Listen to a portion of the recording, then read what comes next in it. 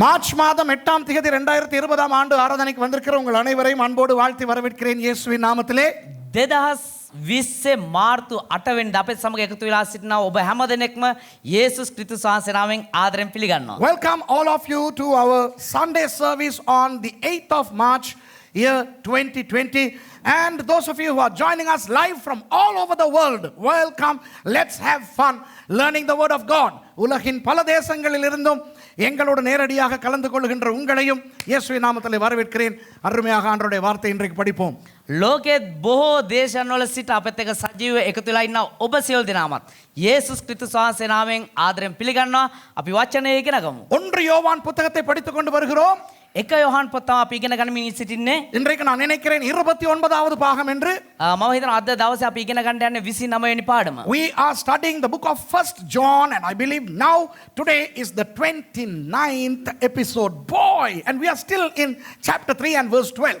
இன்னும் 3ஆம் அதிகாரம் 12வது வசனத்தில் தான் இருக்கிறோம். එවනට තාමත් අපි ඉන්නේ 3 වෙනි පරිච්ඡේදයේ 12 වෙනි පදේ. கடந்த ஞாயிற்றுக்கிழமை இந்த 1 யோவான் 3:12 நான் உங்களுக்கு காயினை பற்றி பேசத் தொடங்கினேன். ගිය සතියේ දේවදාසයා අපිට උගන්වන්න පටන් ගත්තා මේ 3 වෙනි පරිච්ඡේද 12 වෙනි පදේ එන ඒ කායින් පිළිබඳව. Last Sunday I commenced elucidating the details behind the man called Cain. The Bible says in 1 John 3:12, don't be like Cain. And we had fun last Sunday, okay? It was freaking fun. கடந்த ஞாயிற்றுக்கிழமை நல்லா இருந்தது. ගිය සතියේ හොඳට තිබුණා. ஆனா நிறைய குத்துச்சு, ஆமாவா இல்லையா? හැබැයි බොහෝ ලෙස අපිට ඒක රිද්දුවා. நிறைய பேர் சொன்னார்கள் ஐயோ குத்துச்சு அப்படின்னு. බොහෝ දෙනෙක් කිව්වා අයියෝ රිදුනා පාස්ටර් පොඩ්ඩක් කියලා. தேவனுடைய வார்த்தை குத்துவது மாத்திரமல்ல, வெட்டுகின்ற இருபுறமும் கருக்குள்ள பட்டயமா இருக்கிறது. දෙවියන් වහන්සේගේ වචනය කියන්නේ ඒක අපිව රිද්දනවා විතරක් නෙමේ දෙපැත්ත කැපෙන දෙමුවත් කඩුවක්ව තිබෙනවා. The word of God is not just a pricking word, but it also is a double-edged sword. Okay? சரி, கடந்த ஞாயிற்றுக்கிழமை நான் உங்களுக்கு சொல்லிக் கொடுத்தேன் පසුගිය සතියේ මම ඔයාලට කියලා දුන්නා காயின் எப்படி ஆபேலை கொன்றான் என்று. කායින් කොහොමද ආබෙල්ව මැරුවේ කියලා. Last Sunday I explained how Cain killed Abel. It was not just a normal way of killing, but he massacred him. He cut his throat, right? அவன் சும்மா கொல்லவில்லை, යව නිකම් මැරුවේ නැහැ, அடித்து கொள்ளவில்லை, ගහලා මැරුවෙත් නැහැ. சதக் என்ற குதறி பயங்கரமாய் கேவலமான முறையிலே கொலை செய்தான். අර චච් චච් චක් ගාලා ඇනලා ඉවරලා තමයි අර භයානක විදියට තමයි මරලා දැම්මේ. கழுத்தை வெட்டி கொலை செய்தான். බෙල්ල කපලා මරලා දැම්මේ. இப்போ வேதம் சொல்லுகிறது බයිබලයේ කියනවා காயனை போல் இருக்க வேண்டாம். කායින් වගේ ඉන්න එපා. The Bible says, hey, do not be like Cain. யாரை பார்த்து சொல்லுது? කව බල්ලද කියන්නේ? ஐசிஸ் பார்த்தா, பயங்கரவாதிகளை. ඒ කියන්නේ ISIS කියන ත්‍රස්තවාදීව බල්ලා. தாலிபான், அல் qaeda, ஐசிஸ். ஹே, நீங்க எல்லாம் காயன மாதிரி இருக்காதீங்கடா, அவங்களுக்கு சொல்லி இருக்கு. තලිබාන් අල් කයිඩා අන්න ඒ වගේ ත්‍රස්තවාදීන් බල්ලාද ඒගොල්ලන්ටද කියන්නේ? Does the Bible say don't be like Cain to the terror groups of Taliban, Al Qaeda, ISIS? No. This 1st John is aimed at only Christians. 1 யோவான் கிறிஸ்தவர்களுக்கு மாத்திரமே. මේ එක යොහන් පොත ඇවිල්ලා කිතුණුවන්ට පමණයි. அவ கிறிஸ்தவர்களுக்கு மாத்திரமே எழுதப்பட்ட ஒன்றில் ඒතකොට කිතුණුවන්ට විතරක් ලියපු එක காயினை போல இருக்காதீங்கடா என்றால் என்ன அர்த்தம்? කායින් වගේ වෙන්න එපා බං කියද්දි මොකක්ද ඒකේ තේරුම? காயின்கள் இருக்கிறார்கள் என்று அர்த்தம். ඒ කියන්නේ කායින් වරු ඉන්නවා කියන එක If තමයි the තේරුම. Bible, if this little section or this little book is aimed only at Christians, and if this verse says don't be like Cain, it implies that there are Cains in Christianity, in the church. எங்க சபையில நிறைய காயின்கள் கண்டுபிடிச்சிட்டாங்க. நேத்து போன ஞாயிற்றுக்கிழமை கண்ணாடி முன்னுக்கு நிப்பாட்டின மாதிரி, ஐயோ நானும் ஒரு காயின் தான். ගිය සතියේ අපි බොහෝ දෙනෙක් හොයාගත්ත කායින් වරු අර කන්නාඩි ඉස්සරහා ගිහලා බලනවා වගේ අයියෝ මමත් එක කායින් කෙනෙක් තමයි. Last Sunday it was like putting us right in front of a mirror. We saw ourselves in that. We discovered that we were Cains. அட நம்மளும் காயின் தான் போன ஞாயிற்றுக்கிழமை கண்டுபிடிச்சோம். අම්මා මමත් කායින් කෙනෙක් තමයි කියලා අපි ගිය සතියේ බලාගත්තා. கண்டுபிடிச்சோம். අපි හොයාගත්තා එහෙම. திருந்தனமா இல்லையா தெரியாது. හැදුනද නැද්ද කියලා දන්නේ නැහැ. Yes, we discovered, but I don't know whether we changed. We did anything about that, something about that. But this is part 2. And today the mirror is going to work at its best and show us how Cainish we are. இன்றைக்கு இந்த கண்ணாடி எங்களை இன்னும் அதிகமாய் காட்டி මේ කන්නාඩි අපිට තවත් වැඩිපුර අපිව පෙන්නයි අපිට இன்னும் எப்படி காயின்களாய் நாம் இருக்கிறோம் என்று. තවත් කොයි ආකාරයෙන්ද අපි කායින්ලා විදිහට ඉන්නේ කියලා. ஆகவே நாம் யாராவது கண்டுபிடித்தால் නිසා අපි කවුරු හරි හොයාගත්තොත් நானும் ஒரு காயின், මමත් එක කායින් කෙනෙක්, இவரும் ஒரு காயின், මෙයත් එක කායින් කෙනෙක්, அந்த பாஸ்டர் காயின், අර පාස්ටර්ත් කායින්, இந்த பாஸ்டர் காயின். මේ පාස්ටර්ත් කායින්.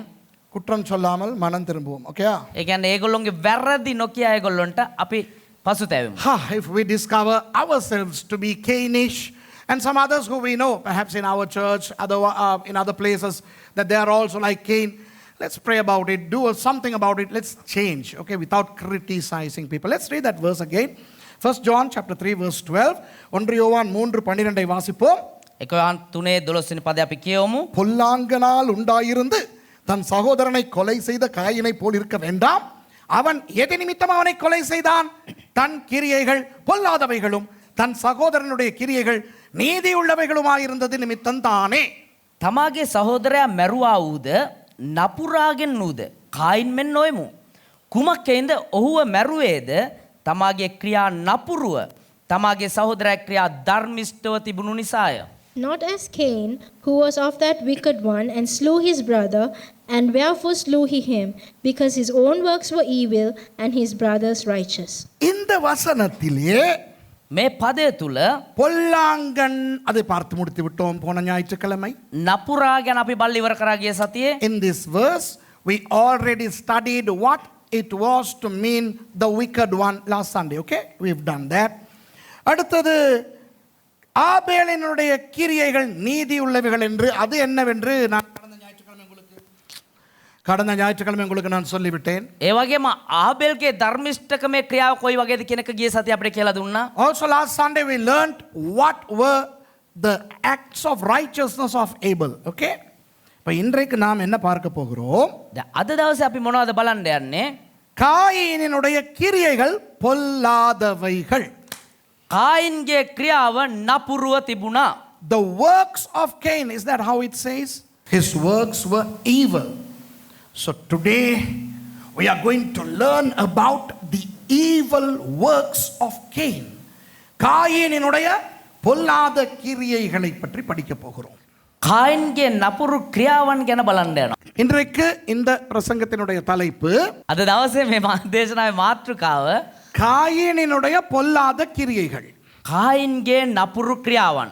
So the evil works of Cain is the title of today's message. Okay, the evil works of Cain. காயினினுடைய பொல்லாத கிரியைகள். කායින්ගේ නපුරු ක්‍රියාවන්. இப்போ நீங்கள் நினைக்கலாம், දැන් ඔබ හිතන්න පුළුවන් அதுதான் தெரியுமே. අයියෝ ඒක දන්නවනේ. You may think we know the evil deed, evil works of Cain. Well, what? He killed his brother. தன்னுடைய தம்பியை கொலை செய்தான். එයා යාගේ මල්ලියව මැරුවා. ஆமாமா. ඔව් ඔව්. ஆனா உள்ளுக்குள்ள மறைஞ்சு கிடக்கிற வேற அவனுடைய பொல்லாத கிரியைகளையும் பார்ப்போமா?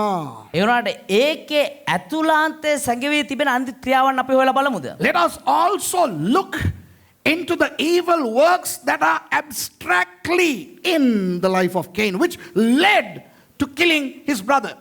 அவனுக்கு வேறு சில விஷயங்கள் இருந்தபடியினால் தான் கொலை செய்யும் அளவுக்கு வந்தான். එයා තුල වෙන ක්‍රියාවන් තිබුණ නිසා තමයි එයා මිනී මරණ තත්ත්වයටපත් උනේ. நமக்கெல்லாம் காயின் ஆபேல் கதை தெரியும், ஆகவே ஆதியாகமத்துக்கு போகவே வேண்டாம். අපි හැමෝටම කායින් ආබේල් කතාව දන්නවා. ඒ නිසා උපත් පොතට යන්නම අවශ්‍ය නැහැ. Since we all know only too well the story of Cain and Abel, let's not go to Genesis. We don't have time. We have about 8 points to cover. ஒரு 8 விஷயம் எழுதி கொண்டாந்து வச்சிருக்கிறேன் உங்களுக்கு காட்டுறதுக்கு. ඔබට උගන්වන්න කාරණා 8ක් ලියාගෙන ඇවිල්ලා තිබෙනවා. பொதுவா நான் எழுதிக்கிட்டு வர மாட்டேன், இன்னைக்கு எழுதிக்கிட்டே வந்துட்டேன். සාමාන්‍යයෙන් ලියාගෙන එන්න හැබැයි අද ලියාගෙනම ආවා. Usually I don't write my notes. Now today these points are there so that I really want to deliver these 8 points. Okay, இந்த 8 காரியங்களை இன்னைக்கு எப்படியாவது கொடுத்துறணும் உங்களுக்கு. මේ කාරණා 8ම කොහොම හරි ඔබට දිය යුතුයි. பாப்போமா? බලමුද? முதலாவது පළවෙනි කාරණාව இப்போ காயினுக்கு தோன்றியது ஆண்டவருக்கு காணிக்கை கொடுக்க வேண்டும் என்று. දැන් කායින්ට හිතුණා දෙවියන් වහන්සේට මොනවා හරි පොණරක් දෙන්න ඕනේ කියලා. Cain felt one day that he should give an offering to God. Wonderful, superb. அருமையான ஒரு ஐடியா. නියම අදහසක්. நான் என்னுடைய முந்தைய பிரசங்கத்தில் சொன்னேன் காயின் நல்லவன். අපේ කලින් දේශනාවක දේවදාසයා කිව්වා කායින් කියන්නේ හොඳ පුද්ගලයෙක්. ஏனென்றால் அவன் யாருமே சொல்லாமல் தானாக ஆண்டவருக்கு காணிக்கை ஒன்று கொடுக்க நினைத்தான். ඇයි කියනවනම් කවුරුත්ම නොකියා ඔහු දෙවියන් වහන්සේට පූජාවක් දෙන්න ඕනේ කියලා හිතුවා. Why was he good? Because nobody told him that he should give an offering to God. It just originated within himself. He wanted to give an offering to God. Such a nice guy was he. நல்ல ஒரு மனுஷன். හොඳ මිනිස්සෙක්. இன்றைக்கு அநேக கிறிஸ்தவர்களுக்கு අද බොහෝ කිතුණුවන්ට நான் ஆண்டவருக்கு ஏதாவது செய்ய வேண்டுமே என்ற நல்ல ஏக்கம் இருக்கிறது. මම දෙවියන් වහන්සේට මොනවා හරි කරන්න ඕනේ නේ කියන හොඳ අදහසක් තියෙනවා. Today many Christians have this inner craving. Oh, I got to do something for God. Hey, wonderful. Super. නියමයි. பாட்டு கூட பாடுறோம். ගීතිකා හිටන් ගායනා කරනවා. ஏதாவது ஏதாவது ஏதாவது செய்ய வேண்டும் ஒவ்வொரு நாளும் සිංහලෙන් නැද්ද කොහෙද ඒක මොකක්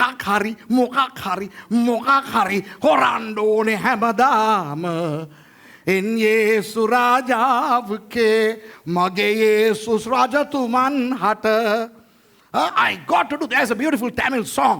I want to do something. I want to do something. Wow, this is wonderful. It is super idea. ඒක නියම අදහසක්. காயினுக்கு அப்படி ஒரு ஐடியா வந்தது. කායින්ට තමයි මේ වගේ අදහසක් ආවේ. ஆனால் அவன் என்ன செய்யவில்லை? හැබැයි යා මොනවද නොකලේ? ஆண்டவரிடத்தில் கேட்கவில்லை. දෙවියන් වහන්සේ ගාව ඇහුවේ නෑ. நாதா, ස්වාමිනේ நான் உங்களுக்கு எதையாவது கொடுக்க விரும்புகிறேன். මම ඔබ වහන්සේට මොනවා හරි දෙන්න කැමති වෙනවා. என்ன மாதிரி சாமான் வேண்டும்? මොන වගේ දෙයක්ද ඕනේ? Now he did not ask God, hey God, I love to give you something. What would you like to have? இப்போ அந்த காலத்திலே ஆதாம் ஏவாள் காயின் ஆபேல் இவர்களோடு ஆண்டவர் அவர்கள் பாவத்துக்கு விழுந்த பிறகும் பேசுகிறவராயிருந்தார். ඒ කියන්නේ ඒ කාලේ ආදම් ඒව කායින් ආබෙල් මේගොල්ලොත් එක්ක ඒගොල්ලෝ පාපයට වැටුණත් පස්සේ දෙවියන් වහන්සේ ඒගොල්ලොත් එක්ක කතා කරමින් You know, සිටියා. even after Adam and Eve fell, God was communicating to Adam, Eve, Cain and Abel. I mean, they could just talk to God unlike us. எங்களை விட நல்ல விதத்தில் ஆண்டவரோடு அவர்களுக்கு பேசக்கூடிய நிலைமை இருந்தது. කියන්නේ අපිට වඩා දෙවියන් වහන්සේත් එක්ක කතා කරන්න හොඳ පුළුවන් තත්ත්වයක් ඒගොල්ලන්ට තිබුණා. அப்ப காயின் என்ன செய்திருக்க வேண்டும்? ඒතකොට කායින් මොනවද කරන්න ඕනේ? நாதா, உமக்கு எதையாவது கொடுக்க ஆசையாய் இருக்கிறது. ස්වාමිනේ ඔබ වහන්සේට මොනවා හරි දෙන්න මං ආසාවෙන් ඉන්නවා. உமக்கு ஏதாவது ஆசை இருந்தால் சொல்லுமேன். சொல்லியிருக்கலாமா இல்லையா? ඔබ වහන්සේට මොනවා හරි ආස තියෙනවා නම් කියන්නකෝ කියලා කියන්න You පුළුවන් know, නේ. this guy could have asked God, "Hey, God, I want to give you something. What do you want?" இப்ப நீங்க யாராவது என்னை வீட்டுக்கு கூப்பிடுறீங்க சாப்பிட. දැන් ඔබ කවුරු හරි ගෙදරට කතා කරනවා කෑමකට. அப்ப நீங்க நிறைய பேர் என்ன கேக்குறீங்க தெரியுமா? දැන් එතකොට ඔබ බොහෝ දෙනා මොනවද අහන්න දන්නවද? First உங்களுக்கு என்ன சாப்பிட விருப்பம்னு கேக்குறீங்க. පස්වට කණ්ඩ ආස මොනවද කියලා අහනවා. You know, when most of you invite me to your homes for lunch or dinner, you ask me, "Hey, what would you like to eat?" இப்ப நிறைய பேர் கேக்குறது இல்ல. ஏன்னா உங்களுக்கு தெரியும் சோறும் கருவாடும் கொடுத்தா இவனுக்கு போதும் சம்பளோட. දැන් ගොඩාක් දෙනෙක් අහන්න ඇයි කියනවනම් ඒගොල්ලෝ දන්නවා පාස්ටර් මොනවද ඕනේ කියලා සම්බෝලයි කරවලයි බතු ඒ ඇති කියලා. Many people don't even bother to ask me because they already know through my videos that I love rice with sambal and dry fish. Okay? But then still people ask, "What would you like to have?" இருந்தாலும் மக்கள் கேட்பாங்க உங்களுக்கு என்ன ஆசை அப்படின்ட்டு. එහෙම වුණත් සමහරවන්න pastor මොනවද ඔයාට ආස කියලා. காயின் ஆண்டவரிடத்துல கேட்கவில்லை. කායින් දෙවියන් වහන්සේගෙන් ඇහුවේ නෑ. இந்த காயின்கள் எப்படிப்பட்டவர்கள் தெரியுமா? මේ කායින් කියන කට්ටිය කොයි වගේ කට්ටියද දන්නවද? கேட்டுக்கிறங்க. ඉතරහ ගන්න. ஆண்டவருக்காக எதையாவது செய்ய விருப்பம். දෙවියන් වහන්සේට මොනවා හරි කරන්න ආසයි. ஆனால் ஆண்டவரிடத்துல கேட்க மாட்டார்கள், நான் என்ன செய்ய வேண்டும் என்று. ඒ වුණාට දෙවියන් වහන්සේගෙන් කියලා අහන්නේ මම තමයි මොනවා හරි කරන්න ඕනේ. So these Cains in Christianity, they would go to God and say, "Lord, I want to give you something. I want to do something for you." But they don't ask God, "What do you want me to do?" அப்ப என்ன நடக்கும்? එතකොට මොකද සිද්ධ වෙන්නේ? எனக்கு ஆசையானதை கொடுப்பேன். මට කැමති දේ දෙනවා. எனக்கு ஆசையானது ஒருவேளை அவருக்கு ஆசையா இருக்காது. මට කැමති දේ සමහරලාට උන්වහන්සේට අකමැති වෙයි. So at the end of the day, I'm going to give God what I like, and most of the time what I like, he doesn't like. இப்ப நீங்க என்னைய உங்க வீட்டுக்கு கூப்பிட்டு දැන් ඔබ දේවදාසයාට කතා කරලා நீங்க ஒரு நல்ல கத்திரிக்காய் கறியோட ඔබ හොඳ මේ බටු කරියක් එක්ක basmati அரிசியில் சோறு சமைச்சு බාස්මති හාල් උයලා அந்த மாதிரி நிறைய மரக்கறிகளோட வச்சு சாப்பிட்டதுக்கு பிறகு அன்னாசி எல்லாம் நீங்கள் வச்சிருந்தால் ඊට ඒ වගේ ගොඩාක් මේ ව්‍යංජනත් එක්ක කෑම දීලා ඊට පස්සේ අන්නාසිත් කපලා තිබ්බනම් කෑමෙන් පස්සේ you know, if you invite me to your house and you have cooked basmati rice, very expensive, okay, with some what is that, eggplant, aubergines, okay, brinjal, the same thing, okay, and then you cook this oily greasy curry, and then you offer pineapple as my dessert. You know how I'm going to be miserable. நான் எப்படி சாப்பிடுவேன் தெரியுமா? ඒතර කොහොමද දන්නවද කන්න යන්නේ? எரிச்சலா திம்பேன். ඒ පායලා කන්නේ. நான் காட்டிக்கிற மாட்டேன். හැබැයි පෙන්වන්නේ නැහැ. நல்லா இருக்கா பாஸ்டர்? நல்லா இருக்கு. හොඳට දිනනවා බස්. හොඳට இன்னும் கொஞ்சம் போடவா? තවට දාන්නද? இல்ல பரவாயில்ல, நான் இப்ப டயட்டிங்ல இருக்கிறேன். නෑ කවන්නේ මම මේ කෑම අඩු කරලා So if තියෙනවා. you ask me, Pastor, are you enjoying? Yeah. I'm lying. You know, I'm lying like the devil. I'm saying, yeah. Is it nice? Yeah. Do you want some more? It's okay, I'm dieting. I'm hungry, பசி. බඩගිනේ. பாஸ்மதி அரிசியோட கத்திரிக்காய் கொடுத்தா நான் திங்க மாட்டேன். බාස්මති හාල් එක්ක බටු උයලා දුන්නා නම් කන්නේ නැහැ මම. நாட்டு அரிசியில சுடு தண்ணி ஊத்தினாலே திம்பேன் நான்.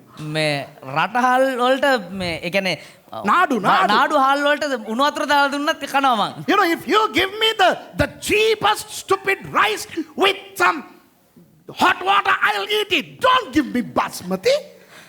Okay? You know, முள்ள திங்கிற நாய்க்கு කටු කන වල්ලට ஹம் பேக்கன் எல்லாம் கொடுத்தா அது என்ஜாய் பண்ணாது. හැම් එකක් දුන්නා නම් ඒක රස විඳින්නේ නැහැ. You know, you should not provide ham, bacon and sausages to the bone-biting dog. Look, I am not a German Shepherdish, Belgian Shepherdish, Pomeranian type dog. I am Sudduhum Palababu. Mama, நான் මම அந்த நம்ம Laski மாதிரி අපේ ලැස්කි වගේ எனக்கு அந்த Pedigree some அதெல்லாம் வேணாம். நமக்கு முள்ளு கொடுத்தா ஆசையா கடிப்போம். මට අනම්මනම් කැවන්නේ මට කට්ටක් දුන්නා නම් ආසාවෙන් කනවා. அடிக்கடி சொல்லுவேன், கங்கை கரை புரண்டு ஓடினாலும் நாய் நக்கி தான் குடிக்குமா.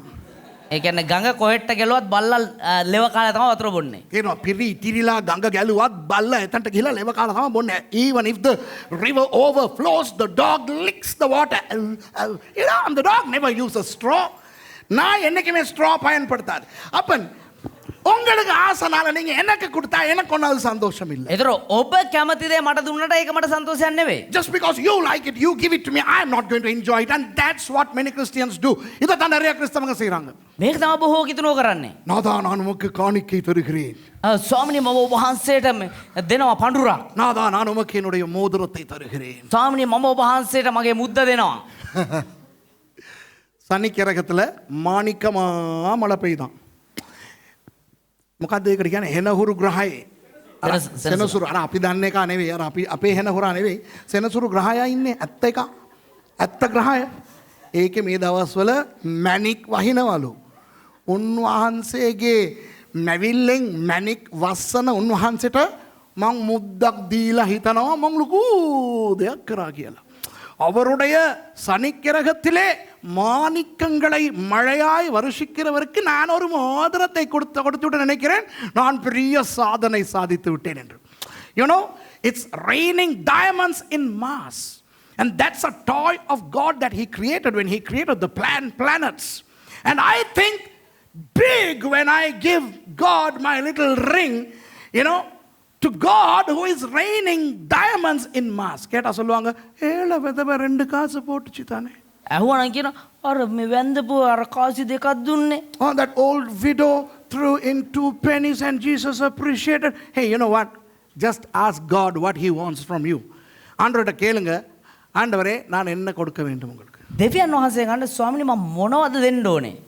காயின் யோசித்திருக்கலாம், ஐயோ நான் எப்படி ஆண்டவர்கிட்ட கேட்கறது. කායින් හිතන්නේ අයියෝ මං කොහොමද දෙවියන් වහන්සේගෙන් අහන්නේ? Maybe Cain was embarrassed to ask God. Okay, ask your parents. அம்மா அப்பா கிட்ட கேட்டிருக்கலாமே. ඉතින් අම්මා තාත්තෙන් අහන්න තිබුණානේ. ஆதாம் கிட்ட ஏவாள் கிட்ட காயின் கேட்டிருக்கலாம், அப்பா அம்மா ஆண்டவருக்கு ஏதாவது கொடுக்கணும்னு விரும்புறேன், என்ன கொடுத்தா நல்லோம்? ආදම් මෙවන් ගිහිල්ලා අහන්න තිබ්බ කයින්ට අම්මා දෙවියන් වහන්සේට මොනවාරි දෙන්න ඕනේ මොනවද දෙන්න හොඳ? He could have approached his parents and asked them, Mommy, Daddy, I want to give God something. What do you think is good? அப்போ ஆதாம் சொல்லியிருப்பாரு, ඒතර ආදම් කියයි ஆண்டவர் ஒரு மிருகத்தை அடித்து அந்த தோலை எங்களுக்கு கொடுத்து வித்தார். දෙවියන් වහන්සේ එක සතෙක්ව මල්ලි වෙලා ඒ හම අපිට දුන්නා. ஆகவே அந்த மிருக பலிதான் அவருக்கு விருப்பம் என்று சொல்லி கொடுத்திருப்பார்களா இல்லையா? ඒ නිසා උන්වහන්සේ කැමති අර සත්ව පූජාවක් වෙන්න ඕනේ. So if Cain asked Adam, what do you think God would like from me? Adam would have said, when God clothed us, he slew an animal. So give God an animal as a sacrifice. ஆனா coin என்ன செய்யவில்லை? හැබැයි කායින් මොනවද නොකලේ? மற்றவர்களிடம் ஆலோசனை பெறக்கூடியவர்களிடம் ஆலோசனை பெறவில்லை.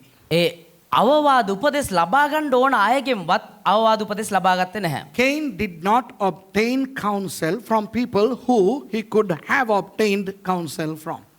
So the spirit of Cain is very subtle. இந்த காயினின் ஆவி எப்படி வேலை செய்யும் தெரியுமா? දැන් කායින්ගේ ආත්මය කොහොමද වැඩ කරන්නේ දන්නවද? ஆண்டவரிடமும் ஆலோசனை கேட்காது, දෙවියන් වහන්සේගෙන් අනුශාසනා අහන්නෙත් නැහැ. மற்றவர்களிடமும் ஆலோசனை கேட்காது. අනිත් අයගෙන් අනුශාසනා අහන්නෙත් නැහැ. இதுதான் முதலாவது பாயிண்ட். මේක තමයි පළවෙනි කාරණාව. The first point I need you to take into your system is that the spirit of Cain would not obtain counsel either from God or from others. இன்றைக்கு சில பாஸ்டர்மார் இருக்கிறார்கள், අද සමහර දේවදාසයෝ ඉන්නවා நல்ல மூத்த ஊழியக்காரர்களிடம் அல்லது தங்கள் தலைவர்களிடம் அல்லது அனுபவம் வாய்ந்த நல்ல சாட்சியோடு வாழுகின்ற மற்ற ஊழியக்காரர்களிடம் ஆலோசனை பெறுவதில்லை. තමුන්ගේ නායකයෝ එහෙම නැත්නම් තමුන්ගේ වැඩි මහල් දේවදාසයෝ එහෙම නැත්නම් අත්දැකීමෙන් ඒව අයාකාර සේවයේ වර්ධනය ලැබුව අයගෙන් ඒගොල්ලෝ කිසිම දෙයක් අහන්නේ නැහැ ගිහිල්ලා. There are young pastors today in Christianity who do not approach experienced older pastors who have maintained their testimony to obtain counsel. They are so I don't have to get counsel from anybody. யாருடைய ஆலோசனை எனக்கு தேவையில்லை என்கின்ற ஒரு மனப்பான்மை. කාගේවත් අනුශාසනා මට ඕනේ නැහැ කියලා එහෙම අරමුණක තමයි ඉන්නේ ඒගොල්ලෝ. நிறைய விசுவாசிகள் இருக்கிறார்கள், බොහෝ ඇදහිලිවන්තයෝ ඉන්නවා. எந்த தீர்மானத்தை எடுத்தாலும் ஊழியக்காரர்களிடம் ஆலோசனை கேட்பது கிடையாது. මොන තීරණය ඒගොල්ලෝ ගත්තත් ගිහිල්ලා ඇවිල්ලා මේ දේවදාසෙන් අහන්නේ අවවාද. There are many believers in many churches today, they don't approach the leadership to obtain counsel. They just get out and they do things their way. அவங்க இறங்கி அவங்களுக்கு இஷ்டமானதை செய்வாங்க. ඒගොල්ලෝ වැඩ කරන්නේ ඒගොල්ලන්ට ඕන විදිහට. ஒரு வசனம் எனக்கு ஞாபகம் வருகிறது. එක පදයක් මට මතකයට එනවා. நீதிமொழிகள் 11:14. හිතෝපදේශ 11:14. Proverbs chapter 11 and verse 14. Turn with me to Proverbs 11:14. எங்க யாராவது வாசிங்க நீதிமொழிகள் 11:14. ஆலோசனை இல்லாத இடத்திலே ஜனங்கள் விழுந்து போவார்கள். Read it in English. Yeah. Where no counsel is, What is that? Where? no counsel is, the people fall. Where no counsel is, the people what? Fall. ஆலோசனை இல்லாத இடத்தில் ஜனங்கள் என்ன செய்வார்கள்? விழுந்து போவார்கள். ඥානවන්ත පාලකයෙක් නැති විට සෙනග වැටදී. වැරදි අනුවාදයක් වෙන සිංහල අනුවාදයක් තියෙනවා. ඥානවන්ත පාලකයා කවුද කාටද ඕනේ? මෙතන අනුශාසකයින් ඕනේ. වෙන අනුවාදයක් නැද්ද සිංහල? වෙන අනුවාදයක වෙන විදිහක නැද්ද? මේක මොනවාද පුතා? අලුත් එකද පරණ එකද? එහෙනම් අලුත් අනුවාදයක් ගන්න. ஹெப்ரேயு பாஷாவை කියන්නේ මොනවද දන්නවද? ஹெப்ரேய மொழியில என்ன சொல்லுகிறது தெரியுமா? ஆலோசனை இல்லாத இடத்தில் ஜனங்கள் விழுந்து போவார்கள். අනුශාසනාවක් නැති කල ජනතාව වැටියයි. No counsel, then people will fall. ஜனங்கள் விழுந்து போவார்கள். ජනතාව වැටෙනවා. அவன் அறிவுள்ள ஜனமா அறிவில்லாத ஜனமா, படித்தவனா படிக்காதவனா, அனுபவசாலியா அனுபவம் இல்லாதவனா என்று கிடையாது. ඒ බුද්ධිමත් මිනිස්සුද බුද්ධිය නැති මිනිස්සුද ඉගෙනගත්ත මිනිස්සුද ඉගෙනගත්ත නැති මිනිස්සුද අත්දැකීම් තියනද අත්දැකීම් නැති අයද කියලා සඳහන් වෙන්නේ නැහැ. It says people fall. It doesn't say educated people, non-educated, illiterate people, experienced people, inexperienced people. No. People fall. So hey, if you are somebody who don't like counsel, then you got the spirit of Cain in you. உங்களுக்கு ஆலோசனை பெற ஆசை இல்லாத ஆளா இருந்தால் நீங்கள் ඔබ අනුශාසනාවකට ඇහුම් කන්දට ආස නැති කෙනෙක් වෙන්න පුළුවන්. காயின் என்னுடைய ஆவி உங்களுக்குள் இருக்கிறது. එහෙමනම් කායින්ගේ ආත්මය ඔබ තුළ තිබෙනවා. இன்றைக்கு நிறைய ஊழியக்காரர்கள் அனாவசியமாய் விழுந்து போவது ஏன் தெரியுமா? අද බොහෝ දේවදාසීන් අනවශ්‍ය විදිහට වැටලා යන්නේ දන්නවද? ஆலோசனை பெற்றுக்கொள்ள விருப்பம் இல்லை. ඔවුන් අනුශාසනා ලබා ගන්න කැමති වෙන්නේ නැහැ. Many servants of God fall because they don't want to listen to counsel of others. ஆண்டவரிடத்திலும் கேட்க மாட்டாங்க, දෙවියන් වහන්සේගෙන් අහන්නෙත් නැහැ. பெரியவங்க கிட்டயும் கேட்க மாட்டாங்க, වැඩිහිටියන්ගෙන් අහන්නෙත් නැහැ. யாராவது புத்தி சொன்னா யோசிக்கவும் மாட்டாங்க. කවුරු හරි අවවාදයක් දුන්නා නම් ඒක ගැන අවධානය යොමු They කරන්නෙත් don't නැහැ. ask God, they don't ask others, they don't listen to others, they don't want to change. அப்படியா இருந்தால் என்ன நடக்கும்? එහෙම හිටියානම් මොනවද සිද්ධ වෙන්නේ? What will happen to these people? காயினுக்கு என்ன நடந்தது? කායින්ට මොනවද සිද්ධ වුනේ? தனக்கு இருக்கிறதை கொடுத்தான். තමුන්ට තියෙන දේ දුන්නා. தனக்கு இருந்தது என்ன? ඔහුට තිබුණේ මොනවද? விவசாயம் பண்ணினவன் அவன். එයා මේ ගොවිතැන් කරන කෙනෙක්. ஆகவே தாவரங்களை பழங்களை கொண்டு போய் கொடுத்தான். ඒ නිසා එයා මේ එළවලුත් මේ ඒ වගේ භෝජනක් දුන්නා.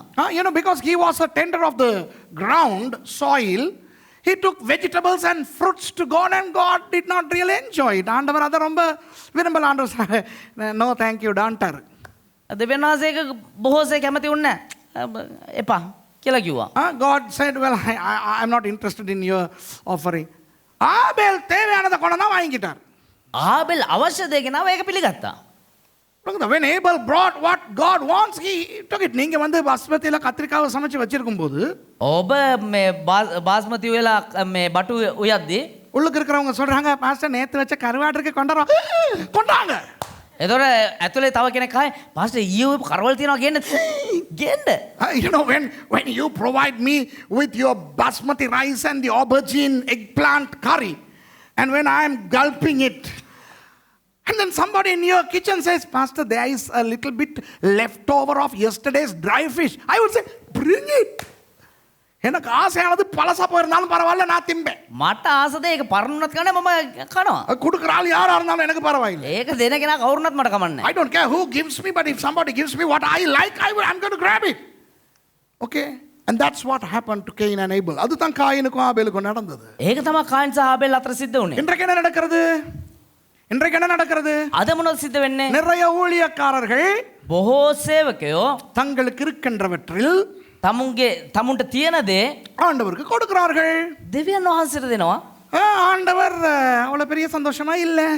ඒකන දෙවියන් වහන්සේ මාත්‍සේ සතුරු වෙන්නේ නැහැ. So many servants of God are trying to give God what they have and God is not really impressed. இது எனக்கு 86ஆம் ஆண்டு நடந்தது. මේක මට 86 සිද්ධ වුණේ. It happened to me in 1986 when I came into the ministry. What was I before coming to the ministry? I was a pop singer, a musician, a songwriter and a poet. நான் ஆண்டவருடைய ஊழியத்துக்கு வர முன்பு நான் என்னவாக இருந்தேன்? මම දෙවියන් වහන්සේ සේවයට එන්න කලින් මම මොනවයි කෙනෙක් විදිහට හිටියේ? இசை கலைஞன், සංගීතඥයෙක්, பாடகன், ගායකයෙක්, கவிஞன், ඒ වගේම කවි ලියන්නෙක්, பாடலாசிரியன். ඒ වගේම මේ සංගීත ගුරුවරයෙක්, සංගීතඥයෙක්, கீத ரச்சகேக். ஹரி ஆண்டவரிடத்துல என்ன சொல்லி இருப்பேன் நீங்களே யோசிச்சு பாருங்க. එතකොට දෙවියන් වහන්සේ ගාව මොනවා කියලා ඇද්ද? ஆண்டவரே நான் உமக்காய் பாட போகிறேன். ස්වාමිනී මම ඔබ වහන්සේ උදෙසා ගායනා කරන්න යනවා. உமக்காய் நான் ஆராதனை வாசிக்க போகிறேன். මම ඔබ වහන්සේ උදෙසා නමස්කාරය වාදනය කරන්න යනවා. பாடல் எழுத போகிறேன். ගීතික ලියන්න යනවා. வேதத்தை கவிதை வடிவிலே வடிக்க போகிறேன். ඒ වගේම බයිබලේ මම කවියක් විදිහට ලියන්න යනවා. ஆண்டவர் சொன்னார் வேணாம். දෙවියන් වහන්සේ එපා. I said, Lord, I'm going to sing to you. I'm going to be a worship leader. I'm going to sing and play instruments to you. And I'm going to make a poetry of the entire Tamil Bible. And I'm going to write a lot of songs. I'm going to glorify you in music. And God said, no. And I was like, the devil is talking to me. பிசாசுன்னு தான் பேசுதுன்னு நினைச்சேன். යක්ෂයා තමයි කතා කරන්න කියලා හිතුවා. ஆண்டவர் சொல்றார் வேண்டாம். හැබැයි දෙවියන් වහන්සේ කිව්වා එපා. என்னதா? ඇයි ස්වාමිනේ? எனக்கு பைபிள் படிச்சு கொடுக்கிறதுக்கு ஒரு ஆள் வேணும். මට බයිබලයේ උගන්වන්න කෙනෙක් අවශ්‍යයි. God said, I want somebody to teach the Bible. I said, that's not me, Lord. நான் சொன்னேன், அது நான் இல்லை ஆண்டவரே. මම නෙමෙයි ස්වාමිනේ. நான் படிச்சு கொடுக்கறதா இருந்தா படிக்கணும். ඉගෙන ගත්ත කෙනෙක් තමයි උගන්වන්න ඕනේ. எனக்கு படிப்பு வராது. මට ඒ තරම් එන්නේ නැහැ ඉගෙන ගන්න එක. ඒ තරම් නැවි කොයි තරම්වත් එන්නේ නැහැ. ටිකක්වත් ආවේ නැහැ ඒ දවස්වල. அவன் நான் சொன்னேன், நல்லா பாட்டு வருது. வர்றதா தாரேனே. මට හොඳට ගායනා කරන්න පුළුවන් ඒක කරන්න. I said, Lord, you know, if you want me to teach, then I have to study. And I'm not studio-centric. I don't study well. But I sing well. So why struggle with somebody who doesn't study? Let me sing to you. I already have that. எனக்கு ஏற்கனவே பாடுறது இருக்கு. මට නිකම්ම ගායනා කිරීම හැකියාව තියෙනවා. ஆகவே நான் பாடுறேனே. ඒ නිසාම මම ගායනා කරන්නම්කෝ. சரி வேணாம். ඒපා. மத்தவங்க கிட்ட கேட்டேன், ஃப்ரெண்ட்ஸ் கிட்ட. යාළුවන්ගෙන් ඇහුවා. மச்சான் பாடு மச்சான். ගායනා කරවම් මචං. When I asked my friends, they said, hey buddy, you sing to God. But God says, no. இன்றைக்கு நான் வெற்றியுள்ள ஒரு ஊழியக்காரனாய் இருப்பதற்கு காரணம் என்ன தெரியுமா? අද දවසේ වෙද්දී දේවදාසයා ජයග්‍රාහී සේවකයෙක් විදියට ඉන්න හේතුව මොකද්ද දන්නවද? Do you know why I am a successful minister in the kingdom? Because I just listened to God and said, okay Lord, I will do what you want me to do rather than what I want to do for you. நான் அன்று ஆண்டவருக்கு சொன்னேன், මම දෙවියන් වහන්සේට කිව්වා, ஆண்டவரே எனக்கு என்ன செய்ய வேண்டும் என்று எனக்கு விருப்பமோ ස්වාමිනේ මට මොනවද ඔබ වහන්සේට කරන්න අවශ්‍ය මම මොනවද කැමති? அதை ஒரு புறம் ஒதுக்கி உட்கார வைத்து விட்டு ඒ සේරම මම පැත්තකට අයින් කරලා දාලා நான் உமக்கு என்ன செய்ய வேண்டும் என்று நீர் விரும்புகிறீரோ அதை செய்கிறேன் என்றேன். මම ඔබ වහන්සේට මොනවා කරනවට කැමතිද ඔබ වහන්සේ කැමති වෙන්නේ ඒ දේ කරන්න. ஏ லெவல் கூட படிக்காத என்னைய, ඒ ලෙවල් වත් ඉගෙන ගත්ත නැති මාව, இங்கிலீஷ் சிங்களம் தெரியாத என்னைய ඉංග්‍රීසි සිංහල දන්නේ නැති මාව எப்படி ஆண்டவர் உயர்த்திட்டார் பாருங்க. කොහොමද දෙවියන් වහන්සේ උසස් කරලා තියෙන්නේ? How God has blessed me. I haven't done my A levels. I didn't know English. I didn't know Sinhala. Why? Because if you want to listen to the counsel of God, God is going to be impressed. ஆண்டவருடைய ஆலோசனை நீங்கள் கேட்டால், දෙවියන් වහන්සේගේ අනුශාසන ඔබ ඇහුවා නම්, அதை செய்தால் ඒක කරා නම් ஆண்டவர் சந்தோஷப்படுவார். දෙවියන් වහන්සේ සන්තෝෂයටපත් වෙනවා. ஆகவே ஆண்டவரிடத்தில் ஆலோசனை கேட்காத, பெரியவர்களிடத்தில் ஆலோசனை கேட்காத அந்த ஆவி, காயீனினுடைய ஆவி, அதை துரத்தி போடுங்கள். එනිසා දෙවියන් වහන්සේගෙන් අනුශාසන අහන්න නැති, ඒ වගේම වැඩි මහල්ලන්ගේ අනුශාසන අහන්න නැති ඒ ආත්මය, කායින්ගේ ආත්මය ඒක එලවලා දාන්න. So if you are a kind of person who doesn't want to listen to the counsel of God or counsel of other mature people, then you are inflicted by the spirit of Cain. Cast that spirit away. இரண்டாவது காரியம் என்னவென்றால், දෙවෙනි කාරණා මොකක්ද දන්නවද? இவருக்கு விருப்பமானது கொண்டாடுறாரு தானே. දැන් මෙයාට කැමති දේ අරන් එනවනේ. அது ஆண்டவர் தேங்க்யூ தம்பி ஆனா வேணாம் அப்படின்ட்டார் தானே. ඒක දෙවියන් වහන්සේලා බොහොම ස්තුතියි හැබැයි එපාස් කියලා කිව්වනේ. அவருடைய எதிர்பார்ப்பு உடைந்து விட்டது. එයාගේ බලාපොරොත්තු බිඳිලා ගියා. So he brought what he thought was good, and God said, no thanks boy. And Cain was disappointed. The second thing Cain suffered was disappointment. காயினுக்கு ஏற்பட்ட இரண்டாவது பாதிப்பு, කායින්ට පැමිණියව දෙවෙනි මේ මොකද්ද බලපෑම, மனம் உடைந்து போனது. මනස බිඳී යාම. இன்றைக்கு கிறிஸ்தவர்களுடைய வாழ்க்கையிலே இருக்கிற இன்னும் ஒரு பெரிய பொல்லாத விஷயம்தான் மனம் உடைந்து போதல்.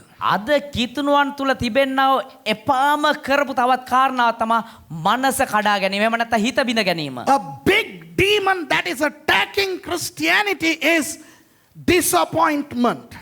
இப்போ நான் என்ன சொல்லுகிறேன் என்றால், දැන් මම මොනවද කියන්නේ කියනවා නම්, மன உடைவுகள் கிறிஸ்தவத்துக்குள் வருமா வராதா?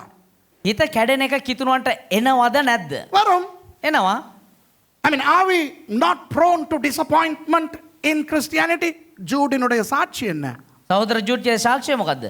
எல்லாரும் சாட்சியை கேட்டீங்க தானே. මම සාක්ෂිය අහුවනේ. அவ்வளவு உதயங்க மூலமா சுவிசேஷத்தை அவங்க அறிவிச்சதுக்கு பிறகு, உதயங்க போனதுக்கு பிறகு மக்கள் என்ன சொல்லியிருக்கிறாங்க?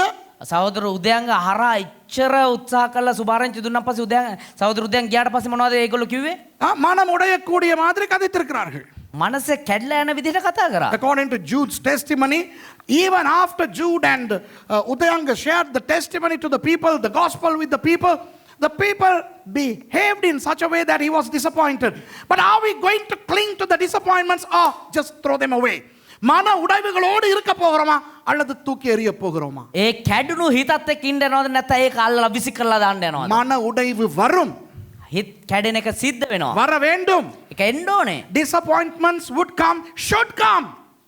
ஆனால் மன உடைவு வரும் வேகத்திலேயே அதை துரத்தி அடிக்காவிட்டால் நீங்கள் காயின்களாய் மாறிவிடுவீர்கள். හැබැයි ඒ හිත කැඩෙන එක ඒ වෙලාවෙම ඔබ අල්ලලා විසිකලා දැම්මේ නැත්නම් ඔබ කායින් කෙනෙක් විදිහට මාරු වෙයි. You are prone to get disappointment in your lives.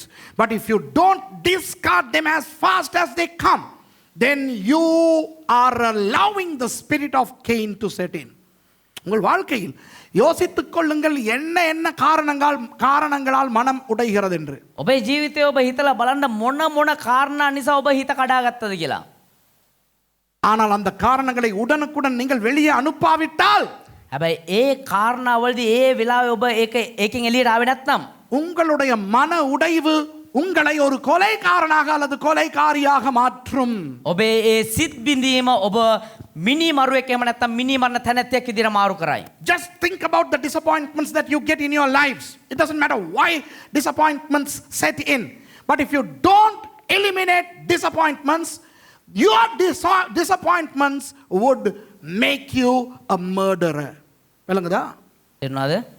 எனக்கு மனம் உடைஞ்சு போயிருச்சு பாஸ்டர். අයියෝ මගේ හිත කලකිරලා තියෙන්නේ පාස්ටර්. அப்படியா? எவ்வளவு காலமா மனம் உடைஞ்சிருக்குது?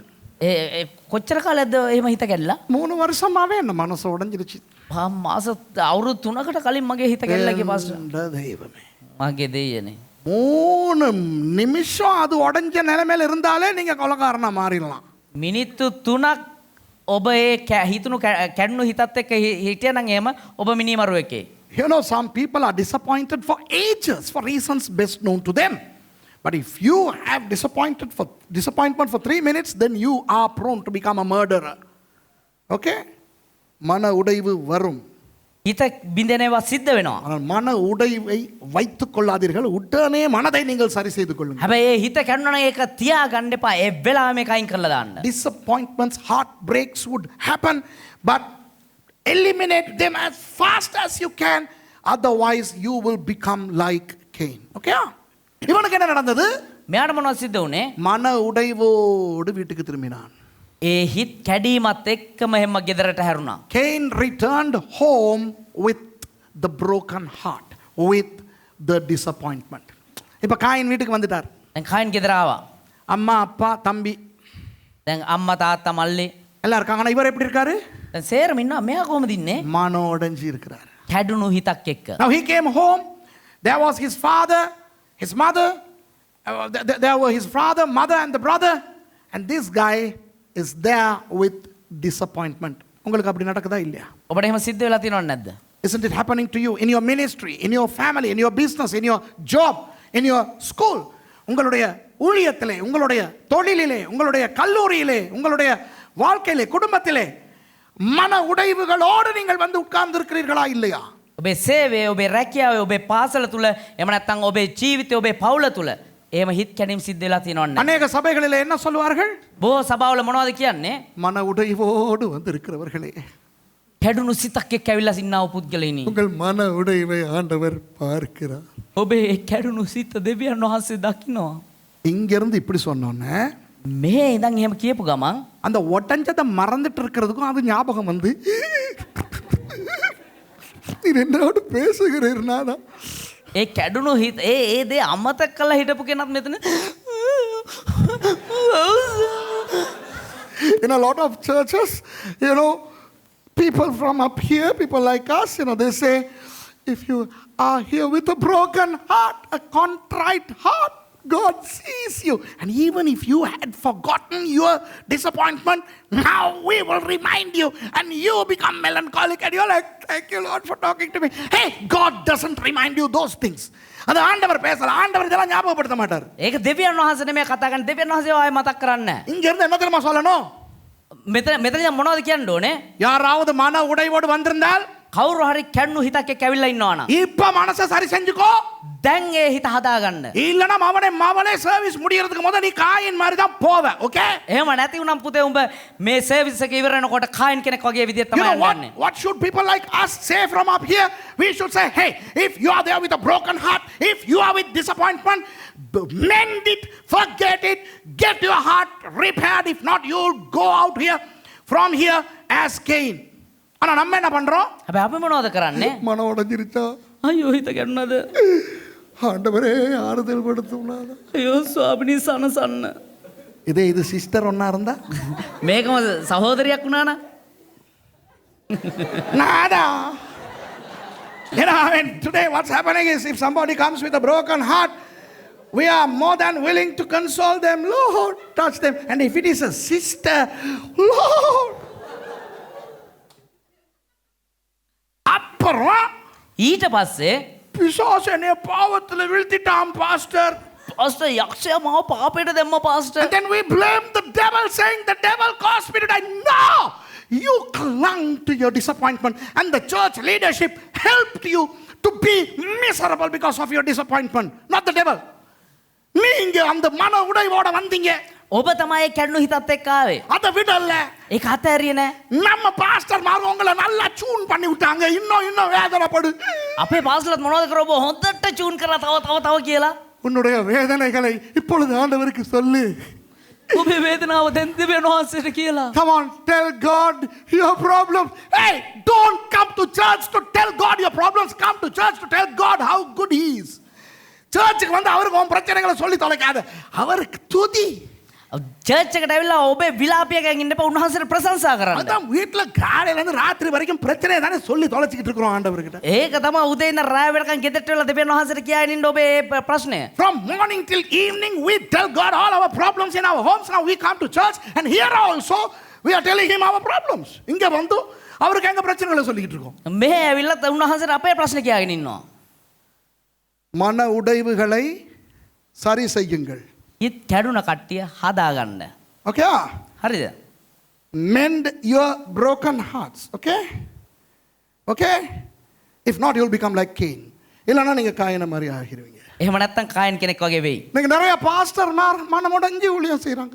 අද බොහෝ දේවදත්තෝ හිත කඩාගෙන සේවය කරනවා. A lot of pastors are broken in their heart. Why?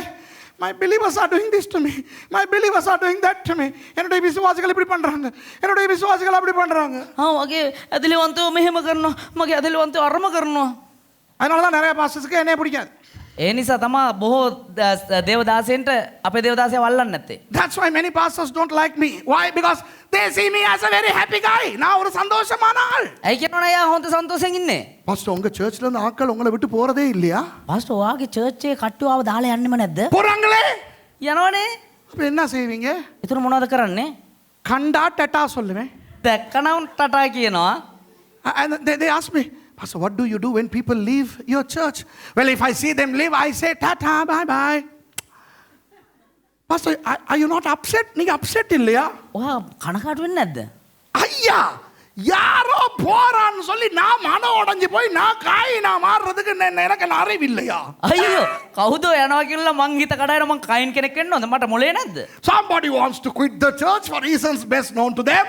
Bye-bye, ciao. You know, why should I break my heart and become Cain? Because some of you are leaving. விளங்குதா? එන්නවද? மன உடைவு எதனால் வந்தாலும் හිත් කැඩෙන මොන දේ සිද්ධ වුණත් வைத்துக் கொள்ளாதீர்கள். ඒක තියාගන්න එපා. If disappointments come for any reason, don't retain them. You'll become like Cain. Coin மாதிரி ஆகிருவீங்க. ආයන් කෙනෙක් වෙයි. ஐயோ என்றதை ஏற்றுக்கொள்ளலையே. අයියෝ මගේ දේ පිළිගත්තේ නෑනේ. என்றதை ஏற்றுக்கொள்ளலையே. මගේ එක පිළිගත්තේ නෑනේ. God did not accept my offering. God, hey, you know what Cain should have done? Coin என்ன செஞ்சிருக்கணும் தெரியுமா? කායන් මොනවද කළා තියෙන්න ඕන දන්නවද? நாதா, ස්වාමිනේ நான் கொண்டாந்தது பிடிக்கலையோ? මං ගිනාපික ඇල්ලුවේ නැද්ද? சரி, எனக்கு சொல்லுங்களேன் நான் என்ன செய்யணும்ட்டு. நல்லதான், அடுத்த முறை கொண்டாரே. හරි මට කියලා දෙන්න මම මොනවද කරන්න ඕනේ කියලා. ඊළඟ සැරේ එක් ගෙන්නම්කෝ. என்ன குடியா முழுகி போச்சு? ஒக்கம் இவரா இது? ஆப்பாவு கேண்ட வேறது வேணும் answer. Come on, Cain should have asked, told God, okay Lord, so you did not really enjoy what I brought. That's okay Lord, just tell me what you like and I will give you, bring that next time. அவ்வளவுதான். சரி. விளங்குதா உங்களுக்கு? තේරෙනවද ඔබට? அதை விட்டுட்டு என்றதை ஏற்றுக்கொள்ளல, என்றதை ஏற்றுக்கொள்ள. ஆண்டவர் இந்த ஊழியத்தை ஏற்றுக்கொள்றாரா? ඒක අතල් මගේ පිළිගත්තේ නෑ. මගේ පිළිගත්තේ නෑ. තේරෙනවද මගේ සේවය පිළිගන්නවා? நிறைய காயின்கள். ஆண்டவர் இந்த ஊழியத்தை ஏற்றுக்கொள்றாரா?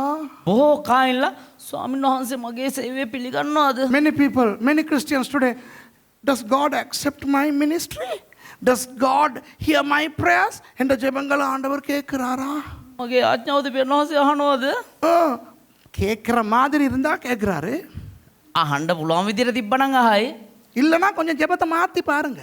එහෙම නැත්තම් පොඩ්ඩයි ආඥාව මාරු කරලා බලන්න. அந்த ஒப்பாரிகளை விட்டுட்டு கொஞ்சம் ஹாப்பியா ஆண்டவரோட பேசி பாருங்க, அவர் சந்தோஷமா இருப்பார். මේ විලාප කියන එක නවත්තලා පොඩ්ඩක් සන්තෝෂෙන් උන්වහන්සේත් එක්ක කතා කරලා බලන්න උන්වහන්සේ අහනවා. If you feel like God is hearing your prayers, carry on. If you feel like he's not listening to your prayers, then change your prayers from sad prayers into happy prayers and try to make him happy. Hey, don't be melancholic. வேதனைப்பட்டுட்டே இருக்காதீங்க.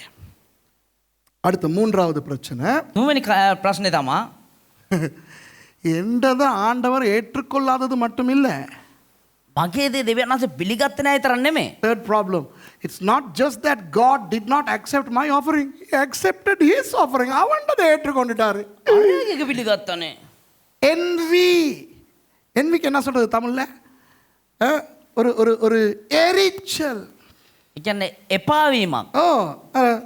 என்றதை ஏற்றுக்கொள்ளல, මගේ එක පිළිගත්තෙත් නැහැ. அவன்டதை ஏற்றுக்கொண்டு. හැබැයි යාගේ එක පිළිගත්තා. He didn't accept mine, but he accepted his. Today there are a lot of Christians who compare their churches with other churches. நிறைய கிறிஸ்தவர்கள் தங்களுடைய சபையை மற்ற சபைகளோடு ஒப்பிடுகிறார்கள். බොහෝ කිතුණුවන් තමුන්ගේ සභාව අනිත් සභාවත් එක්ක සංසන්දනය කරනවා. எங்க சபைக்கு ஆத்துமாக்கள் வருதில்லை, අපේ සභාවට ආත්ම එන්නේ නැහැ. ஆனா அந்த சபைக்கு போறாங்க. හැබැයි අර සභාවට යනවා. Not many people are coming to our church, but look at that church. Many people are going to that church. என் பிரசங்கத்தை கேட்கறதுக்கு நிறைய பேர் வர மாட்டேங்கிறாங்க. මගේ දේශනාව අහන්න ගොඩක් දෙනෙක් එන්නේ නැහැ. ஆனா அந்த பிரசங்கத்தை நிறைய பேர் கேட்கறாங்க. හැබැයි අර දේශනාව ගොඩක් අය අහනවා. Not many people want to hear my sermons, but look at them listening to others. YouTubeல போயிட்டு இவருடைய பிரசங்கத்தையும் வேற யாருடைய பிரசங்கத்தையும் பாப்பாரு. எத்தனை பேர் எண்டதை பார்க்கறான், எத்தனை பேர் அந்த ஆளுடைய பார்க்கறான். YouTube එකේ ගිහින් වෙලා බලනවා. කී දෙනෙක් මගේ දේශනාව බලලා තිනවද, කී දෙනෙක් කරයාගේ දේශනාව බලලා තිනවද. They go and check on YouTube to see how many people are watching my message over against the message of others. And if they are watching, if more people are watching other people's messages, I'm like, they are watching them more than they do me. இன்னொரு ஆளை கூடுதலா பார்க்கறாங்கன்னா எனக்கு ஒரு எரிச்சல் வருது. என்னது பாங்க அவனது பாத்துறான். තව කෙනෙක්ගේ වැඩිපුර බලනවා නම් මට එපා වෙලා ඒක මට හරියන්නේ මගේ දේශනාව බලන්නේ තවරයාගේ දේශනාව වැඩිපුර බලලා. பழகுதா உங்களுக்கு? තේරෙනවද ඔබට? எரிச்சல். එපා වීමක්. சில பாஸ்டர்ஸ் மீட்டிங்க்கு நான் போனா எனக்கு எரிச்சல்லே நான் எரிச்சல்ல போகாம இருக்கிறேன். දේවදාසය සමහර මේ දේවදාසයන්ගේ රැස්වීම වලට යන්නේම නැත්තේ එපා වෙනවා ඒවට ගියපුවාම. என்னைய கண்டோன்னா சில பேர் சொல்லுவாங்க, දේවදාසය அவனோட பேரமூச்சிலே எனக்கு கிழிச்சிட்டு போயிடும். දේවදාසව දැකපුවාම සමහර දේවදාස You know, when I go to some of these pastors meetings, you should see the way some pastors come and talk to me. They have a big sigh, you know. உங்களுக்கு என்ன? වාට ඉතින් මොනවද? Oh, look at you. You are blessed and you are happy. They are so sad that I'm so happy. நான் சந்தோஷமா இருக்கிறதுக்காக நிறைய பேர் துக்கமா இருக்கிறாங்க தெரியுமா? දේවදාසය සන්තෝෂෙන් ඉන්න එක ගැන බොහෝ දෙනෙක් දුක් වෙනවා. நான் நல்ல ஆரோக்கியமா இருக்கிறது நிறைய பேருக்கு பிடிக்குதே இல்ல. ඒ කියන්නේ දේවදාසය හොඳ සුවයෙන් ඉන්න එක ගොඩක් අයට අල්ලන්නේ නැහැ. Many men of God don't like that I am so happy. You know, they would love me if they see me. நான் இப்படி பாஸ்டர்ஸ் மீட்டிங்க்கு போயிட்டு இருந்தேன்னா நிறைய பேர் சந்தோஷப்படுவாங்க. ඒ කියන්නේ ගොඩාක් දෙනෙක් කැමති දේවදාස කියාගෙන ආවනම් බොහෝ දේවදාසයෝ කැමති වේකට. ஐயோ வேணாண்டா சாமி, இந்த எரிச்சலை தூக்கி வெளியே போடுங்க, அது காயனின் ஆவி. අයියෝ මේ එපා වීම එපා, ඒක කායින්ගේ ආත්මය. Throw envy out of your lives because that's the spirit of Cain, which leads to number 4, comparison. அது நாலாவது விஷயத்துக்கு கொண்டு வருகிறது, ஒப்பிட்டு பார்த்தல். ඒක හතරවෙනි කාරණාව විදිහට එනවා සංසන්දනය කර බැලීම. காயின் தன்னை ஆபேலோடு ஒப்பிட்டு பார்த்தான். කායින් තමන්ව ආබෙල් එක සංසන්දනය කරලා බැලුවා. Cain compared himself with his brother Abel. அத்தோடு தன்னுடைய காணிக்கையை ஆபேலினுடைய காணிக்கையோடு ஒப்பிட்டு பார்த்தான். ඒ වගේම තමුන්ගේ පඬුරත් ආබෙල්ගේ පඬුරත් එක්ක සංසන්දනය කරලා බැලුවා. He also compared his offering with the offering of his brother. இன்றைக்கு நிறைய கிறிஸ்தவர்கள் இந்த ரெண்டு விதமான ஒப்பீடுகளை செய்கிறார்கள். අද බොහෝ කිතුරුවන් දෙයාකාර විදිහට මේ සංසන්දනය කිරීම A lot කරනවා. of Christians are comparing these two things. They compare themselves with others. தங்களை மற்றவர்களோடு ஒப்பிடுகிறார்கள். තමුන්ව අනිත් අයත් එක්ක සංසන්දනය ஒரு කරනවා. சபைக்குள்ளேயா இருக்கலாம், සභාව තුළ වෙන්න පුළුවන්. சபைகளுக்கு இடையேயா இருக்கலாம், ඒ වගේම சபகாவான் අතර වෙන්න පුළුවන්, ஊழியர்களுக்கு இடையேயா இருக்கலாம், ඒ වගේම සේවාවන් තුළ වෙන්න පුළුවන්. ஊழியங்களுக்கு இடையிலயா இருக்கலாம், සේවාවන් சேவකයන් අතර එහෙම නැත්නම් සේවාවන් අතර. You know, people compare themselves with people in their own church, perhaps in different churches. Pastors are comparing themselves with other pastors, and they are comparing their ministries with other ministries. This comparing thing is the spirit of Cain. ஒப்பிட்டு பார்க்கின்ற ஆவி காயினினுடைய ஆவி. මේ සංසන්දනය කිරීමේ ආත්මය කායින්ගේ ආත්මය. ரெண்டு விஷயம் வரக்கூடாத விஷயம் வரும். එන්ඩ හොඳ නැති කාරණා දෙකක් එනවා. Two bad things can happen when you compare. Inferiority complex or superiority complex. தாழ்வு மனப்பான்மை ஹீனமானே, හීනමානය இல்லாவிட்டால் உயர்வு மனப்பான்மை එම නැත්තං උඩංගුගම අධිමානය. අධිමානය අන්න හරි. හීනමානය නැත්තම් අධිමානය. මේක ටිකක් අර මේ අප්‍රදිග ප්‍රදිග ඒ වගේ නේද? හීනමානය අධිකමානය අධිමානය අධිමානය. ඕකේ. තේරුණාද? ඔය මානය දෙකම හරි නෑ. இந்த ரெண்டு மானமே சரியில்லை. விளங்குதா உங்களுக்கு? Both these complexes are bad. Inferiority complex, I am nothing, I am a worm. தாழ்வு மனப்பான்மை, ஐயோ நான் ஒன்றும் இல்லை, நான் பாவி, நான் புழு. එන හීනමානය කියන අයෝ මම මොකුත් නෑ, මම පණුවේ, අයෝ මම වැඩක් නෑ. இன்றைக்கு கிறிஸ்தவ உலகத்துல நிறைய புழுக்கள் இருக்கின்றன தெரியுமா? අද කිතුනුවන් තුළ බොහෝ පණුව ඉන්නවා. There are so many worms in Christianity. They come to pray and they start saying, oh, I am a worm. அன்னவரே நான் ஒரு புழு. අද ගොඩාද අයෝ සෝනි මම පණුවේ. ஐயோ அடுத்த குரூப் யார் தெரியுமா? අනිත් කණ්ඩායම කවුද දන්නවද? உயர்வு மனப்பான்மை. ඒ කියන්නේ අධිමානය. The other guys are suffering from superiority complex. தேவா நான் தினால் விசேஷித்தவன், தாதா அதை தினம் யோசிப்பவன். இதுதான் என் யோசனை ஒவ்வொரு நாளும். ස්වාමිනී මම කුමටද විශේෂ වන්නේ? හැමදාම ඒක තමයි මතක් කරන් ඉන්නේ. නිම්ම කුමටද විශේෂ වන්නේ? දෙවනස් කියන කවුද යකෝ කිව්ව උඹ විශේෂ කියලා? ඕක ගැන තමයි මම හැමදා සිතන්නේ. අලගද අමම ඉල්ලියා පාත්‍රකීලා? අහලා ගායනා කළා තියෙන ඒ ගීතිකාව. You know, some people, think they are big, huge shots in the kingdom. They're saying, I'm the most intellectual guy. I am the one with the best ministry, best church. Hey, that's superiority complex. அது உயர்வு மனப்பான்மை. அது கூடாது. ඒක තමයි අධිමානය කියන්නේ. ඒක හොඳ නෑ. காயின் ஒப்பிட்டு பார்த்தான். කායින් සංසන්දනය කරලා බැලුවා. உங்களை யாரோடும் ஒப்பிடக்கூடாது. ஓகேயா? யாரோடையும். ඔබව කාගෙත් එක්කවත් සංසන්දනය කරන්න එපා. Do not compare yourself with anyone and your ministry with any other ministry. உங்கள் ஊழியத்தை வேறு எந்த ஒரு ஊழியத்தோடும் ஒப்பிட வேண்டாம். ඔබේ සේවය වෙන කිසිම සේවාවක් එක්ක සංසන්දනය කරන්න එපා. மாணவர்கள் ஒருத்தனுக்கு ஒருத்தர் ஒப்பிட்டே பார்க்காதீங்க. ශිෂ්‍යයනි එක්කෙනෙක් එක්කෙනාට සංසන්දනය කරලා බලන්න එපා. Students, don't ever compare yourself with others. நீங்க எப்படி கிட்டார் அடிக்கிறீங்க, மத்தவன் எப்படி கிட்டார் அடிக்கிறான் ஒப்பிட்டே பார்க்காதீங்க. ඔබ කොහොමද ගිටාර් ගහන්නේ අනිත් කෙනා කොහොමද ගිටාර් ගහන්නේ කියලා සංසන්දනය කරන්න එපා. Don't compare your way of playing the guitar with another person's way of playing the guitar. உங்க பொண்டாட்டியை இன்னொருத்தி ஒன்று பொண்டாட்டியோட ஒப்பிடாதீங்க. ඔබේ බිරිඳ තවත් බිරිඳක් එක්ක සංසන්දනය කරලා බලන්න එපා. Don't compare your wife with another person's wife. Don't compare your husband with another person's husband. உங்க புருஷனை இன்னொருத்தியோட புருஷனோட ஒப்பிடாதீங்க. ඔබේ ස්වාමි පුරුෂයා තවත් කෙනෙක්ගේ ස්වාමි පුරුෂයෙක් එක්ක සංසන්දනය කරලා බලන්න එපා. உங்க பிள்ளைகளை வேற யாருடையும் பிள்ளைகளோட ஒப்பிடாதீங்க. ඔබේ දරුවෝ අනිත් දරුවොත් එක්ක සංසන්දනය කරන්න එපා. Don't compare your children with other children. Hey, you are unique. நீங்க ரொம்ப தனித்துவமானவர். ඔබ ඇවිල්ලා එක තනි පුද්ගලයෙක්. நீங்கள் விசேஷமானவர். ඔබ විශේෂ වූ කෙනෙක්. You are special. You are unique. You are special. And you are fearfully and wonderfully made. According to Psalm 139. 139வது சங்கீதத்தின்படி நீங்கள் பயங்கரமாகவும் விசித்திரமாகவும் சிருஷ்டிக்கப்பட்ட ஒரு ஆள். ගීතාවලිය 132කට අනුව ඔබ ඉතා විශේෂ වූ පුද්ගලයෙක්. விளங்குதா? நீங்க கட்டை அறந்தீங்க, நீங்க சொல்லுங்க, இந்த கட்டை யாருக்கும் இல்லையே.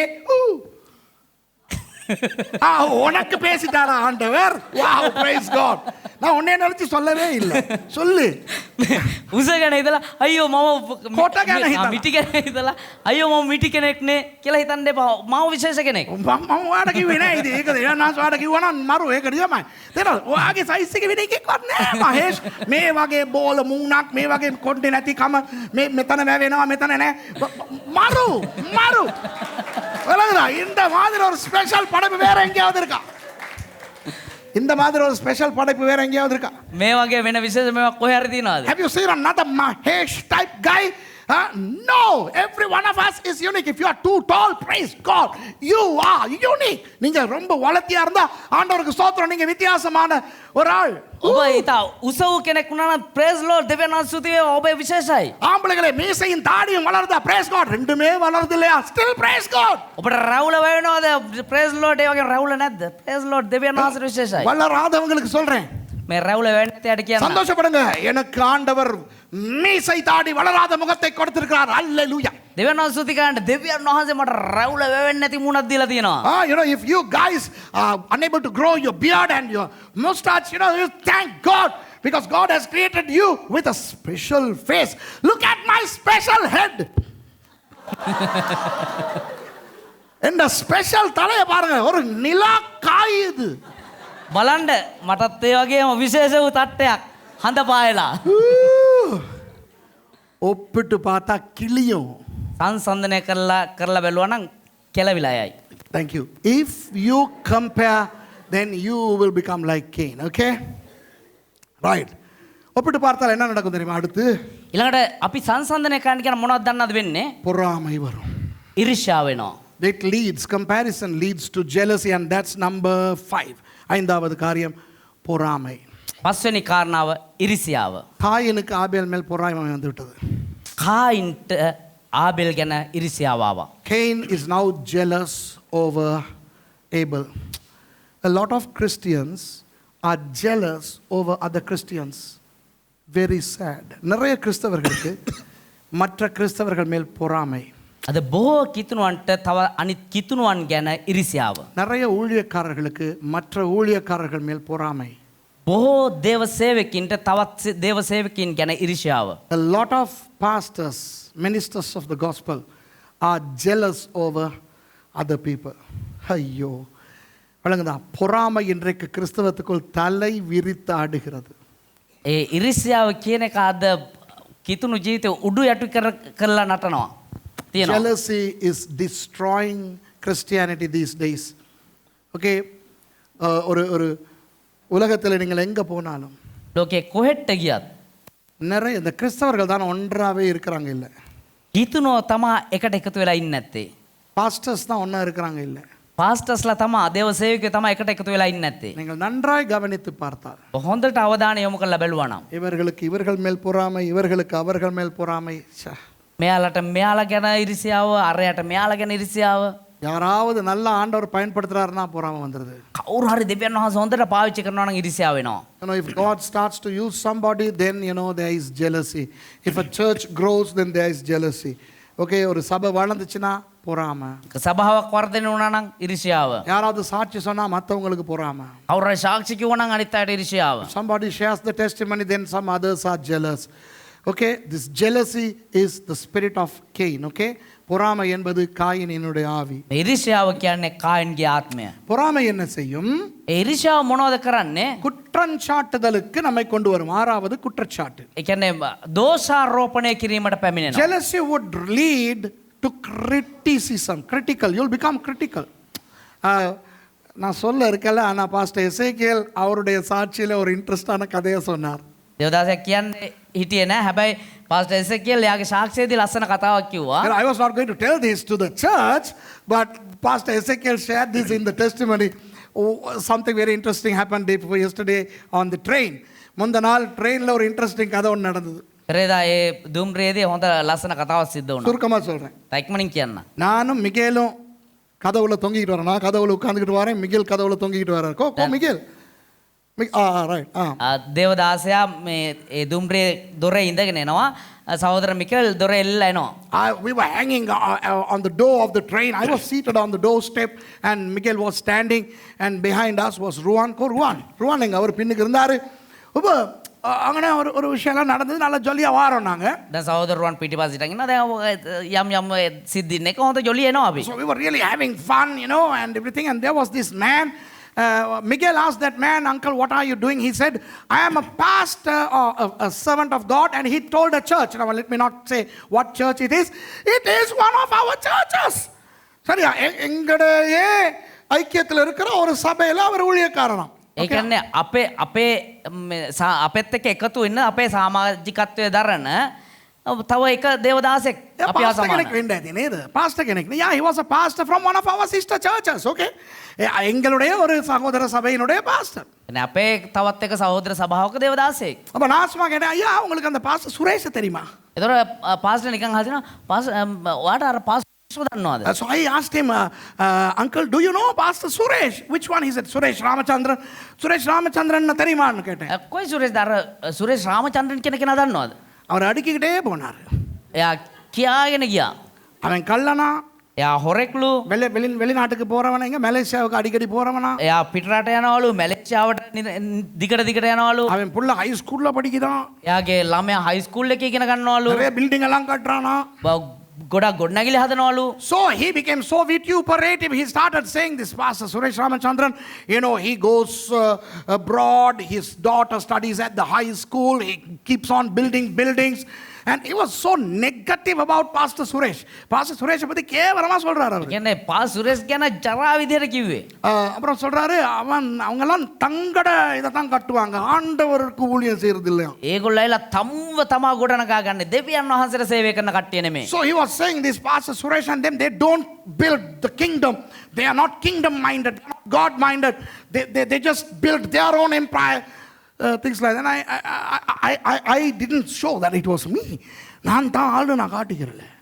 දේවදාසයා මම තමා කෙනා කියලා පෙන්වුවේ නැහැ. ருவான் பின்னுக்கு இருந்து கேக்குறாரு, "அங்கிள், பாஸ்டர் சுரேஷ் ராமச்சந்திரன் உங்களுக்கு தெரியுமா?" එතකොට සහෝදර රුවන් පිටිපස්සින් යනවා, "අංකල් ඔයාට දන්නවද මේ pass Suresh?" So Ruan asked that guy, "Uncle, do you know Pastor Suresh Ramachandran?" So I thought he's going to show me. So I said, "Man taggala kiwa, hey man, hari horeklu neda." කියලා.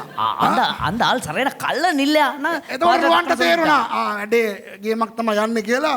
දැන් අපි පෙන්න ගත්තේ නැහැ. අප රුවන් කිව්ලගේ චා අවරු game තා ඉංග போகிறதுனா அவரும் காட்டல. So we did not show, you know, I told Ruwan that Suresh Ramachandran, he's a thief, I think, and everything. கடைசியில் இறங்கும் போது අන්තිමේට බැහැලා යනකොට அவர் இறங்கும்போது நான் சொன்னேன், "அங்கிள், இவ்வளவு நேரம் நீங்க திட்டிக்கிட்டு வந்தீங்களே சுரேஷ் ராமச்சந்திரன், நான் தான்." அப்படின்னு බැහැලා යනකොට කිව්වා, "අංකල් ඔයා මෙච්චරලා බැනගෙන හිටිය අර සුරේෂ් රාමචන්ද්‍ර මම තමයි."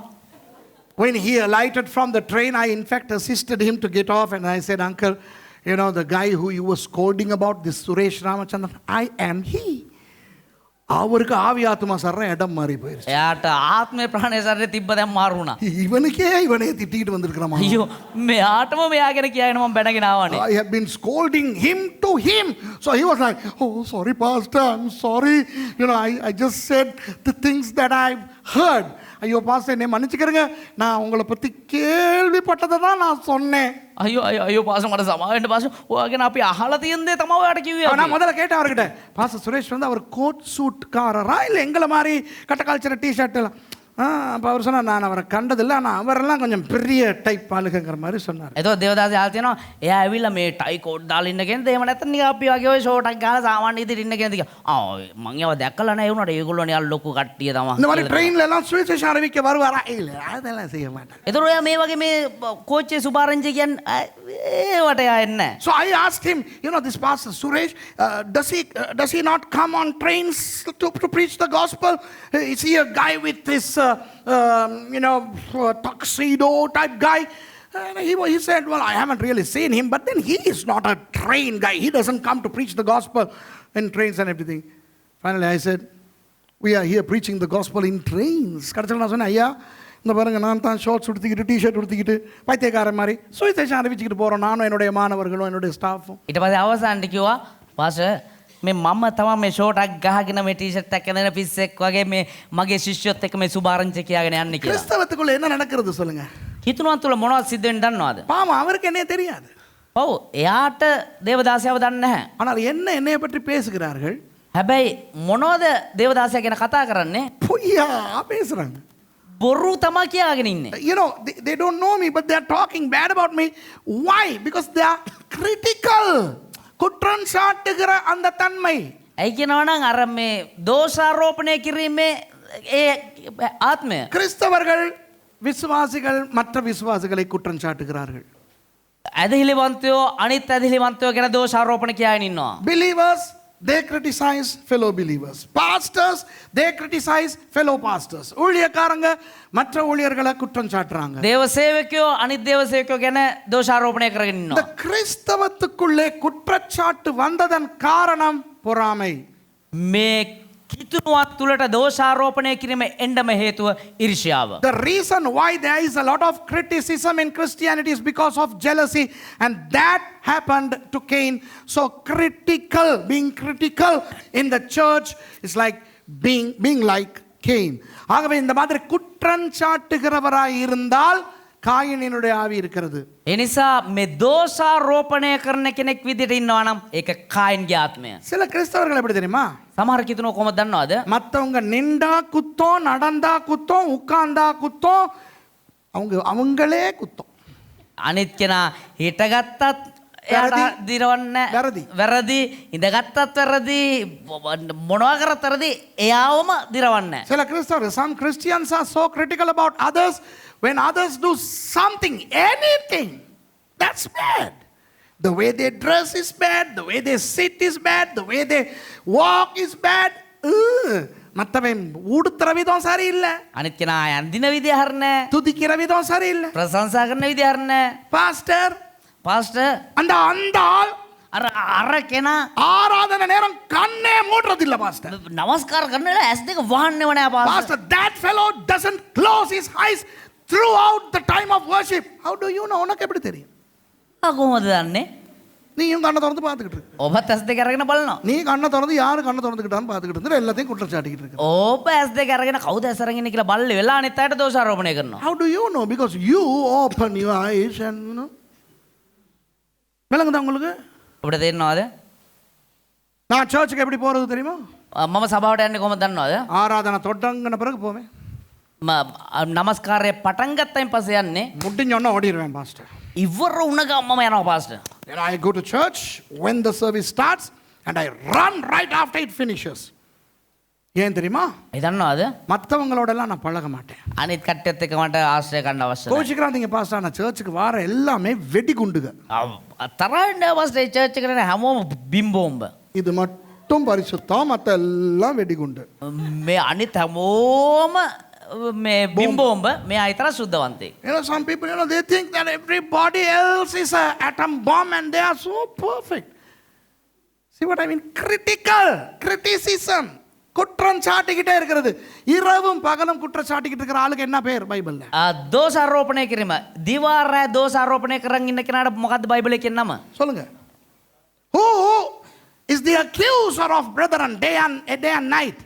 The devil, பிசாசு. යක්ෂයා. அதனால தான் காயின் பிசாசினால் உண்டானவன் என்று சொல்லுகிறது. ඒ නිසා තමයි කායින් යක්ෂයාගේ ඉපදුනා, නපුරාගේ ඉපදුනා කියලා කියන්නේ. நான் ரெண்டோட முடிக்கிறேன். තව කාරණා දෙකකින් අවසන් Let me කරනවා. finish with two more. Number 7. ஏழாவது என்ன தெரியுமா? ஆகவே හත්වෙනි එක මොකක්ද දන්නවද? ඒ නිසා என் தம்பி உயிரோட இருக்க கூடாது. මගේ සහෝදරයත් එක්ක ඉන්න හොඳ නැහැ. මගේ සහෝදරයා පණ පිටින් ඉන්න හොඳ නැහැ.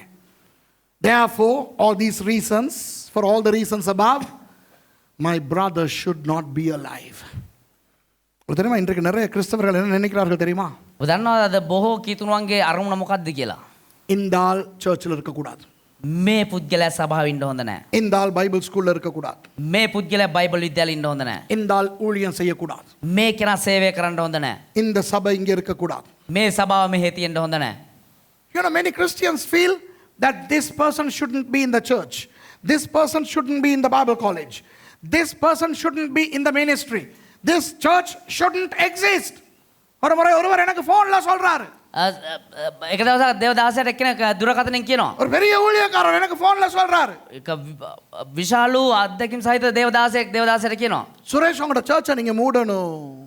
සුරේෂ්වා වාගේ සභාව වහන්න ඕනේ. உங்க சர்ச் இருக்க கூடாது. ඔබේ සභාව තියෙන්න හොඳ A නැහැ. great man of God calls me one day and says, Suresh, you need to close your church. Your church shouldn't exist. அப்ப நான் கேட்டேன், அப்ப பாஸ்டர் என்னுடைய பிலீவர் என்ன செய்யறது? එතකොට දේවදාසයාල් තියෙනවා. එතකොට පාස්ටර් මගේ ඇදිලිවන්තයෝ මොනවද කරන්නේ? So I asked him, Pastor, what should I do to my believers? He said, send your believers to our church. அந்த believers எங்க சர்ச்சுக்கு அனுப்புங்க. ඔයාගේ ඇදිලිවන්තයෝ සේර මගේ සභාවට එවන්න. இல்லனா, එහෙම නැත්නම් if not, he says, you and I can never be friends. நானும் நீங்களும் நண்பர்களா இருக்க முடியாது. නැත්නම් ඔයාටයි මට යාළුවෝ විදිහට ඉන්න බෑ. நான் சொன்னேன், பாஸ்டர் நானும் நீங்களும் பாஸ்டர்ஸ் மாதிரி இல்ல பிசினஸ்காரங்க மாதிரி பேசிக்கிட்டு இருக்கோம். එතකොට දේවදාසයා කියනවා පාස්ටර් අපි දෙන්න දේවදාසයෝ විදිහට නෙවෙයි නිකන් බිස්නස් එහෙම නැත්නම් ව්‍යාපාරිකයෝ වගේ කතා කරන්නේ. I told him, Pastor, you and I are not talking like men of God. We are talking like businessmen. You know, some people believe that Bible college shouldn't exist. Okay, this church shouldn't exist. This pastor shouldn't be in the ministry.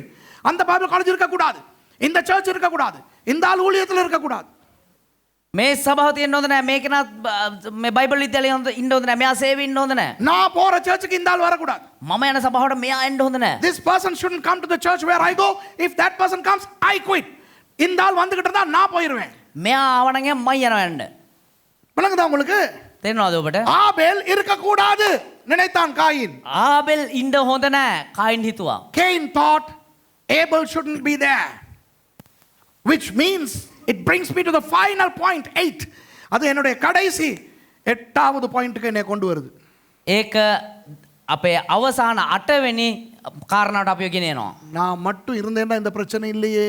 මම විතරක් හිටියනම් මේ ප්‍රශ්නේ නෑනේ. If only I am around, then we have no problem. விளங்குதா? இருக்கிறது நான் மட்டுமா இருந்தா ඉන්නේ මම විතරක් නම් எனக்கு போட்டி வராது, මට තරංගයක් නැහැ. எரிச்சல் வராது, මට ඉරිෂ්‍යාවක් නැහැ. பொறாமை வராது. මට උඩඟුකමක් නැහැ. Okay? තේරෙනවද? Only I should be there. And if I'm the only guy around, then there is no room for envy, strife, jealousy, complexes, etc. So this one man show is of Cain. இந்த ஒரே ஆள் எல்லாத்தையும் செய்யணும், நானே ராஜா நானே மந்திரி, இதுதான் காயினுடைய ஆவி. මේ එක්කෙනාම සේරම කරන්න ඕනේ මමයි රජා. ඒ ඇවිල්ලා කායින්ගේ ආත්මය. இன்றைக்கு கிறிஸ்தவத்துக்குள்ள இது இருக்கிறது. මේ කාද කිතුණන් තුල තිබෙනවා. நான் மட்டும் தான் சண்டே ஸ்கூல் படிச்சு கொடுக்கணும். මම විතරයි සබත් පාසල උගන්වන්න ඕනේ. நான் மட்டும் தான் பைபிள் ஸ்டூடண்ட்ஸை பார்த்துக்கறணும். මම විතරයි බයිබල් ශිෂ්‍යයෝ බලා ගන්න நான் ඕනේ. மட்டும் தான் மியூசிக் வாசிக்கணும். මම විතරයි සංගීතය වාදනය කරන්න ඕනේ. நான் மட்டும் தான் லேடிஸ் மீட்டிங் நடத்தணும். මම විතරයි කාන්තා රැස්වීම කරන්න நான் ඕනේ. மட்டும் தான் பிரசங்கம் பண்ணணும். මම විතරයි දේශනා කරන්න நான் ඕනේ. மட்டும் தான் மொழிபெயர்க்கணும். மொழிபெயர்க்கணும். මම විතරයි මේ පරිවර්තනය කරන්න ඕනේ. Only I should teach Sunday school. Only I should do youth meetings. Only I should worship. Only I should preach. Only I should conduct ladies meetings. Come on. This is the spirit of Cain. காயினுடைய ஆவி. කායින්ගේ ආත්මය. இந்த 8 காரியங்களையும் பார்ப்போம். මේ කාරණාට බලමු. இது உங்களுக்கு இருந்தால் මේක ඔබට තිබුණා නම් மனம் திரும்புங்கள். පසුතැවෙන්න. We'll check these 8 things out. Don't be like Cain, the Bible says. Okay, and if there is at least one of these 8 things in your lives, you need to change. இந்த 8ல் ஒன்றாவது உங்களுக்கு இருந்தால் நீங்கள் மாற வேண்டும். මේ අටෙන් එකක් හරි ඔබට තිබෙනවා නම් ඔබ මාරු විය යුතුයි. முதலாவது පළවෙනි එක ஆண்டவரிடத்திலே கேட்டு அவர் சொல்லுவதை செய்யுங்கள். දෙවියන් වහන්සේගෙන් අහලා උන්වහන්සේ කියන එක කරන්න ඕන. Number 1, consult God, receive his counsel and do what he wants you to do. Or consult the adults and superiors, experienced people. அதோடு வயது கூடினவர்கள், முதிர்ந்தவர்கள், ஊழியர்கள் இவர்களுடைய ஆலோசனையை பெறுங்கள். ඒ වගේම වැඩිමහල් දේව සේවකයෝ වැඩිමහල්ලොන්ගෙන් අහලා ඒ අනුශාසන පිළිපදින්න ඕනේ. ஆலோசனை பெறாமல் தான் தோன்றித்தனமாக செய்வது காயினின் ஆவி. අනුශාසනා පිළිගන්නේ නැතුව තමුන්ට හරි කියලා හිතන දේ කරන එක කායින්ගේ ආත්මය. Doing what is right in your own eyes is the spirit of Cain. Number 2, இரண்டாவது மன உடைவு. දෙවෙනි කාරණාව සිත් බිඳ ගැනීම. மன உடைவு வரும், வரட்டும். සිත් බිඳින් වෙනවා ආපු දෙන්. Disappointments, heart breaking of the heart, it will happen, but get over it soon. அதை விட்டு வெளியே வாருங்கள் சீக்கிரமாக. හැබැයි ඒකෙන් ඉතා ඉක්මනින් එළියට එන්න. மன உடைவோடு இருக்க வேண்டாம். හිත් බිඳීම එක්ක ඉන්න එපා. Don't remain in disappointment. Okay? மூன்றாவது තුන්වෙනි කාරණාව எரிச்சல். එපා වීම. திருப்தி இல்லாதபடினால் எரிச்சல். තෘප්තියක් නැතිකම නිසා එපා වෙලා envy due to dissatisfaction. Okay? விளங்குதா? மற்றவர்கள் செய்யறது நல்லா இருக்கே, අනේ අනිත් අය කරන එක හොඳට තියෙනවානේ. எரிச்சல் வேண்டாம். ඒ එපා වීම එපා. Don't be envious over other things which would bring to comparison. என்ன நடக்கும்? நாலாவது ஒப்பிட்டு பார்த்தலுக்குள் வரும். හතරවෙනියට මොනවද සිද්ධ වෙන්නේ? අනිත් අයත් එක්ක සංසන්දනය කරලා බලනවා. யாரோடையும் உங்களை ஒப்பிட்டு பார்க்க கூடாது இனி. ஓகே? ආයේ කාගේවත් එක්කවත් ඔබ සංසන්දනය කරලා බලන්න එපා. Don't ever compare yourself with anyone. Pastor Mahesh, நீங்க பாஸ்டர் துஷாரோட ஒப்பிட கூடாது உங்களை. මම තුෂාරත් එක්ක මම සංසන්දනය කරලා බලන්න හොඳ නැහැ. விளங்குதா உங்களுக்கு? තේරෙනවද ඔබට? நீங்க ஃபர்ஸ்ட் இயர் ஸ்டூடண்ட்ஸ் ஒரு ஆள் மத்த ஆளோட ஒப்பிட்டு பார்க்க கூடாது. පළවෙනි වර්ෂයේ ශිෂ්‍යයෝ ඔබ අනිත් කෙනත් එක්ක ඔබ සංසන්දනය කරලා බලන්න එපා. யாரும் யாரோடையும் ஒப்பிட்டு பார்க்க கூடாது. කවුරුත් කාගේවත් එක්ක සංසන්දනය කරලා බලන්න Do එපා. not compare yourself with anybody. Be it in the church, in the college, in your family, in Christianity or outside in the world. Don't compare yourself with anybody or anything. Don't compare what you do with what others do. உங்களையோ ඔබව හරි உங்களுடைய வேறு எதையோ ඔබේ වෙනත් මොනවා හරි வேறு யாரோடும் எதனோடும் ஒப்பிடக்கூடாது. මොනවත් එක්ක හරි වෙන කවුරුත් එක්ක හරි සංසන්දනය කරලා බලන්න එපා. நான் எப்படி வாழ்றேன்னு தெரியுதா? දෙවදාසයා කොහොමද ජීවත් වෙන්නේ කියලා දන්නවද? Happy. ප්‍රීතියෙන්. Why am I living a happy life? Because I don't compare myself with anybody else. நான் வேற யாரோட என்ன ஒப்பிடுறது இல்ல. ඇයි කියනවනම් මම මගේ ජීවිතේ වෙන කාගේවත් එක්ක සංසන්දනය කරලා බලන්නේ නැහැ. முந்தின நாள் மேசிக்கு கத்திட்டேன், நேத்து நினைக்கிறேன் மேசிக்கு கத்திட்டேன் நான். ඊයේද පෙරේද කොයිද සහෝදரி මර්සි දෙවදාසයා බැනලා තියෙනවා. not බැනලා mercyට බැනලා බේරෙන්න පුළුවන්. කෑ ගැහුවා ටිකක්. I just yelled at Mercy yesterday. You know what? அவன் சொல்றா பாஸ்டர் இப்படி இருக்கக்கூடாது, என்னமோ சொல்லிச்சு. பாஸ்டர் உடுப்பு என்னத்துக்கோ. For my attire, she said, pastors don't do this or something like that. අදුම් හරි මොනවා හරි දෙයකට සහෝදரி මර්සි කියනවා පාස්ටර්ස්ලා ඔහම ඉන්න හොඳ නැහැ කියලා. நான் எந்த பாஸ்டரோடையும் நான் ஒப்பிடுறது இல்லை நீ. එතකොට දෙවදාස කියනවා මම වෙන අනිත් කිසිම පාස්ටර් කෙනෙක් එක්ක මාව සංසන්දනය කරලා බලන්නේ නැහැ. நானே எப்படி வாழ்றேன் தெரியுமா? මමම කොහොමද දන්නවද ජීවත් Do වෙන්නේ? you know how I live as a pastor? I am still in a shock that God is still keeping me as a pastor. ஆண்டவர் என்ன இன்னும் பாஸ்டரா வச்சிருக்கிறது தம்பி, நானே ஷொக்ல தான் இருக்கிறேன். நீ உன்னைய விட මමම ෂොක් වෙලා ඉන්නේ. එහෙම නැත්නම් මම්ම කම්පැනිට පත්වලා ඉන්නේ. තාම මාව දෙවදාසකිට දෙවෙනස් තියන් ඉන්නව නේ කියලා. உன்னைய கேமராவுக்கே காட்டணும். இங்க வா, இங்க வா, வா வா வா, இங்க வாமா, வாமா, வா வா வா, கிட்ட வா, கிட்ட வா. நல்லா இருக்கியா? என்ன பேர் தம்பி உனக்கு? அபிஷல். அபிஷன்னா அபிஷல்லா? අபிෂේක්. இவர் புதுசா வந்திருக்காரு படிக்க. මෙයා අලුතෙන් ඇවිල්ලා තියෙන ගන්න. This innocent little first year student just came to study. And the poor fellow has seen pastors all along his life. அவருடைய வாழ்க்கையில முழுக்க பாஸ்டர் மார கண்டிருக்காரு. එයාගේ ජීවිතේ සම්පූර්ණයෙන්ම එයාලා දේවදාසයන්ව දැකලා තියෙනවා. இங்க வந்து ஒரு 2 நாள்ல இல்லையா මේට ඇවිල්ලා දවස් දෙකකින් இவர் சொல்லியிருக்காரு, මෙයා කියලා තියෙනවා இவர் உண்மையிலேயே பாஸ்டரா?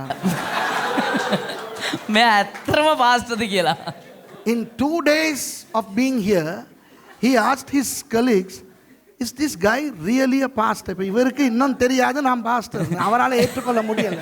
ඒ කියන්නේ එයාට තාම දන්නේ නැහැ අපේ දේවදාසයා කියලා. He still can't take it that I am a pastor, right? And then day before yesterday in Nanuoya, I asked him a question. Nanuoya வச்சு நான் இவர்கிட்ட ஸ்டேஷன்ல வச்சு ஒரு கேள்வி கேட்டேன். ඒතර නානෝයේ ස්ටේෂන් එකේ තියලා පාස්ටර් අහලා තියෙනවා එයාගෙන් ප්‍රශ්නයක්. தம்பி, நான் ஒரு பாஸ்டரான்னு நீ நினைக்கிறது மட்டும் இல்லை, ඔයා මාව පාස්ටර් කෙනෙක් නෙමෙයි කියලා හිතන එක විතරක් නෙමෙයි, நான் ரட்சிக்கப்படணும்னு நினைக்கிறதானே?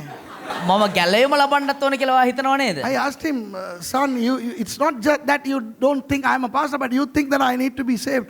He said, yes. ஆமா. එයා කියලා තිනවා ඔව්. நீ நல்லா ஜெபி தம்பி, நான் நாளைக்கு ரட்சிக்கப்பட்டா உங்களுக்கெல்லாம் நல்ல நானே இல்லையா? உட்கார். It's nice if I get saved. I mean, how beautiful would it be if I get saved? நான் ரட்சிக்கப்பட்டா எவ்வளவு நல்லா இருக்கும். දේවදාසයා ගැලවීම ලැබුණා කොච්චර යහපත් දෙයක්ද ඒක? தம்பி நீ மாத்திரம் இல்லைன்னா நானும் இதுல தான் ஷொக்கில் இருக்கேன். ஆண்டவர் இன்னும் என்னைய பாஸ்டரா வச்சிருக்காரு. මල්ලි ඔයා විතරක් නේ මමත් ඒකෙන් තමයි මේ ෂොක් වෙලා ඉන්නේ. You know, I am still shocked to smithereens. Every morning when I get up, I ask God, Lord, am I still a pastor, and God said, yes. Wow, you are a really risk-taking God. நான் ஒவ்வொரு நாளும் காலையில் ஆண்டவர்கிட்ட கேட்பேன், நான் இன்னும் ஊழியக்காரனா? හැමදාම උදේට මම දෙවියන් වහන්සේ කරනවා ස්වාමීනි මම තාම සේවකයෙක්ද? ஆமாடா. ඔව් බං. அப்போ நான் சொன்னேன், நீங்க என்ன உண்மையிலே சர்வ வல்லவர்? එතකොට මම කියනවා ස්වාමීනි ඔබ වහන්සේ ඇත්තටම ਸਰව බලධාරී. ஏன் மாதிரி ஒரு ஆளை இன்னும் ஊழியத்தில் வச்சு ரிஸ்க் எடுத்துக்கிட்டு இருக்கிறீங்க? மை මම වගේ කෙනෙක් වා සේවයේ තියාගෙන ඔයා මාර අවදානමක් කරන් තියෙන්නේ. வேணுங்கடா, இந்த மாதிரி ஆளுகளை ஏன் உங்களை ஏன் கிட்ட ஆண்டவர் கொடுத்துட்டாரு? என்ன பாவம் பண்ணியோ? ඇයි දන්නවද ඔබ වගේ කට්ටිය දේවදාසයෙක්වට එවන්නේ? මොන පාපයක් කරලාද මන් දන්නේ. මුංගව මට දීලා තියෙනවා. I don't know what sin these guys committed. God has sent me to you my poor believers. එන්න අපාවි විශ්වාසිகள். මේ අහිංසක මගේ ඇදහිලිවන්තයෝ. මොකද්ද? පව් අහිංසක කිව්වද ඒක? ஓ ஆண்டவர் உங்களுக்கு என்னைய கொடுத்துருக்காரு. දෙවියන් වහන්සේ ඔබ දේවදාසයක් දීලා තියෙනවා. விளங்குதா? இந்த நான் මේ මම மற்ற பாஸ்டர்ஸோட என்னைய ஒப்பிட்டா எனக்கு என்ன நடக்கும் தெரியுமா? අනිත් පාස්ටර්ස්ලත් එක්ක මාව මම සංසන්දනය කරන මොනවද දන්න සිද්ධ වෙන්නේ? If I compare myself with other pastors, I'll quit ministry and I'll go and do a job. நான் ஊழியத்தை விட்டுட்டு போயிருவேன். ஏன் தெரியுமா? මම සේවය අතල්ලා යන්නේ ඇයි දන්නවද? நான் காண்ற பாஸ்டர் மாரெல்லாம் எல்லா விதத்திலையும் என்னைய விட நல்லோம். ඒ කියන්නේ මම දකින හැම දේව සේවකයෙක්ම මට වඩා හොඳයි. හැම පැත්තෙන්ම හොඳයි. You know, all the pastors that I see, I mean it. Hey, I mean it in the name of Jesus. இயேசுவின் நாமத்துல மேடையில இருந்து சொல்றேன். යේසුස් වහන්සේ නාමයෙන් මේ මෙතන ඉඳන් කියන්නේ. நான் பார்க்குற பாஸ்டர் மாரெல்லாம் ஏதாவது ஒரு விதத்துல என்னை விட நல்லா தான் இருப்பாங்க. මම දකින බලන හැම පාස්ටර් කෙනෙක්ම මොනවා හරි පැත්තකින් මට වඩා හොඳයි. All the pastors I see all over the world are better than me in some way. ஒன்னு உடுத்துற விதத்துல நல்லா இருப்பாங்க. එක්කෝ අඳින විදිහෙන් හොඳට ඉන්නවා. Perhaps the way they dress they are good. The way they talk, நான் பேசுற விதத்துல நல்லா இருப்பாங்க. එහෙම නැත්නම් කතා කරන විදිහෙන් හොඳට ඉන්නවා. பிரசங்கம் பண்ற விதத்துல நல்லா இருப்பாங்க. දේශනා කරන විදිහට හොඳට ඉන්නවා. பைபிள் வாசிக்கிற விதத்துல நல்லா இருப்பாங்க. බයිබලයේ කියන විදිහට හොඳට ඉන්නවා. The way some pastors read the Bible, I can't. The way some pastors pray, I can't. சில பாஸ்டர்மார் ஜெபிக்கிற மாதிரி என்னால முடியாது. සමහර පාස්ටර්ස්ලා යාඥා කරන විදිහට මට බෑ. சில பாஸ்டர்மார் சொல்லுவாங்க 3 மணில இருந்து 6 மணி வரைக்கும் ஜெபிக்காம நான் தொடங்க மாட்டேன். எனக்கு அந்த 3 மணி 6 மணி எல்லாம் வாழ்க்கையிலே நான் கண்டது இல்ல. සමහර පාස්ටර්ලා කියනවා මට 3 ඉඳන් 6 වෙනකන් යාඥා කරන්න නැත්තම් මට හරියන්නේ නැහැ කියලා. දේවදාස කියනවා මම නම් ওই 3 ඉඳන් 6 වෙනකන් දැකලව නැහැ.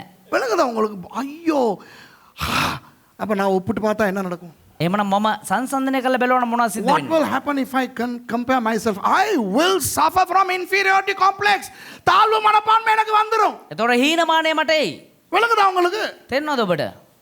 அதனால நான் என்ன தெரியுமா சொல்றேன்? එනිසා මම මොනවද දන්නවද කරන්නේ? நான் ஒரு சுரேஷ் ராமச்சந்திரன் ஒருத்தன் தான். මේ සුරේෂ් රාමචන්ද්‍රන් කියන්නේ එක්කෙනයි තමයි. There is only one Suresh Ramachandran. I'm not going to compare myself with anybody. I'm going to compare myself always with Jesus. இயேசுவோட மாத்திரம் என்னை ஒப்பிட்டு பார்ப்பேன், அவ்வளவுதான். යේසුස් වහන්සේත් එක්ක විතරයි මාව සංසන්දනය කරන්නේ එච්චරයි. நீங்களும் சந்தோஷமா வாழணுமா? ඔබට සන්තෝෂෙන් ජීවත් වෙන්න පුළුවන්. இயேசுவோட ஒப்பிட்டு பார்த்துக்கிறங்க. ඔබ යේසුස් වහන්සේත් එක්ක ඔබ සංසන්දනය If කළා you want බලන්න. to be happy, compare yourself with Jesus. You will never become like Jesus, but try to. இயேசுவை போல உங்களால ஃபுல்லா மாறவே முடியாது. යේසුස් වහන්සේ වගේ ඔබට කවදාවත් ඒ විදිහටම සම්පූර්ණයෙන් මාරු වෙන්න බෑ. முடிஞ்ச அளவு மாறுவோம். හැබැයි පුළුවන් විදිහට මාරු වෙමු. ஓகே, அப்ப பாருங்க, ஒப்பிட்டு பார்க்கிறது. ஒப்பிட்டு பார்க்கும்போது பொறாமை வரும். 5வது காரியம் பொறாமை. එතකොට අපි සංසන්දනය කරලා බලද්දී අපේ පස්වෙනි කාරණා විදිහට මොකක්ද දෙන්නේ? ඉරිෂ්‍යාව වෙනවා. So, if you compare yourself, then you bound to be jealous. இன்னொரு பைபிள் ஸ்கூல் பிரின்சிபலோட நான் என்ன ஒப்பிட்டு பார்த்தேன்னா கட்டாயம் எனக்கு பொறாமையா இருக்கும். තවත් එක බයිබල් විද්‍යාලයක විදුහල්පතිවරයෙක් එක්ක විදුහල්පතිවරයා සංසන්දනය කරලා බැලුවා නම් එහෙම අනිවාර්යයෙන්ම ඉරිෂ්‍යාව වෙනවා. If I compare myself with another principal of a Bible college, I'm going to be jealous. இன்னொரு பாஸ்டரோட நான் என்ன ஒப்பிட்டு பார்த்தா எனக்கு பொறாமையா இருக்கும். තවත් සේවකයෙක් එක්ක මාව සංසන්දනය කරලා බලනවා මට අනිවාර්යයෙන්ම ඉරිෂ්‍යාව වෙනවා. If I compare myself with another pastor, I'm going to be jealous. Okay, வணங்குதா உங்களுக்கு? තේරෙනවද ඔබට? பெரிய சர்ச்சஸோட நான் ஒப்பிட்டு பார்த்தேன்னா எனக்கு கிழிஞ்சிக்கிட்டு போகும். තව ලොකු ලොකු චර්ච් එකක මාව සංසන්දනය කරලා බලනවා මට කෙලවිලා යයි. சில பேர் சொல்லுவாங்க, பாஸ்டர் கொழும்புல வந்து ஒரு சர்ச் தொடங்குங்களே. සමහරු කියනවා පාස්ටර් කොළඹයිලා සභාව පටන් ගන්නකො. Some people say, pastor, come and start a church in Colombo. ஏன்னு கேட்பேன். ඇයි කියලා අහනවා. நீங்க எங்கேயோ தூரம் இருக்கிறனால சர்ச் சின்னதாவே இருக்கு. ඔයා කොයිද අර දුර ඉන්න නිසා ඔයාගේ සභාව පොඩ්ඩීවට තියෙනවා. கொழும்புல தொடங்குனீங்கன்னா කොළඹ පටන් ගන්නකො. 5000 10000 பேர் வருவாங்க. ඔව් 10,000ක් එහෙමයි. You have your church way out in the nowhere. Right? If you start a church in Colombo, 5,000-10,000 people will come. What will happen if I compare myself with some others? I will go and start a church in Colombo. நான் ஒப்பிட்டு பார்த்தா என்ன நடக்கும் மற்ற pastor? මම අනිත් පාස්ටර්ස්ලත් එක්ක මාව සංසන්දනය කරන මොකද්ද සිද්ධ වෙන්නේ? நானும் கொழும்புல சபை தொடங்கிடுவேன். මමත් කොළඹ ගිහලා සභාවක් පටන් ගනී. நான் கொழும்புல சபை தொடங்கினா வருமா ஆள்? මම කොළඹ සභාවක් පටන් ගන්න එනවද කට්ටිය? வராது. එන්න. அப்ப என்ன செய்வேன்? එතකොට මොනවද කරන්නේ? மற்ற சர்ச்சுகள்ல இருந்து புடுங்கி பெரிய சர்ச் ஒன்று வச்சுக்கிறேன். එතකොට අනිත් සභාවලින් ගලවලා අරගෙන ලොකු සභාවක් හදා ගන්නවා. கர்த்தர் தந்த ஆத்துமாக்கள்னு வேற சொல்லிக்கிறேன். දෙවියන් වහන්සේ දුන්න ආත්ම කියලා කියනවා. Then I will take people from all the other churches and I'll build a big church and say, God gave me all these people. No, lies. Don't compare your ministry with other people's ministry. உங்கள் ஊழியத்தை மற்றவர்களோடு நீங்கள் ஒப்பிடாதீர்கள், பொறாமை வரும். ඔබේ සේවය අනිත් අයත් එක්ක අනිත් සේවාවන් එක්ක සංසන්දනය කරන්න එපා, ඊර්ෂ්‍යාව වෙයි. ஆறாவது, பொறாமை வந்தால் හයවෙනි එක ඊර්ෂ්‍යාව ආව නම් குற்றஞ்சாட்டுகிற ஒரு ஆளாக மாறுவீர்கள். ඒ කියන්නේ දෝෂාරෝපණය කරන කෙනෙක් විදිහට If මාරු you වෙනවා. allow jealousy, then you'll become critical. You'll be a very negative person. You'll be a very critical person. நீங்கள் ஒரு எதிர்மறையான ஒரு குற்றம் சாட்டுகிற ஆளாய் பிசாசு போல மாறி விடுவீர்கள். ඔබ රින පැත්ත දකින දෝෂාරෝපණය කරන කෙනෙක් විදිහට යකව ඔබව මාරු You'll කරයි. become an accuser like the devil. அப்ப என்ன நடக்கும்?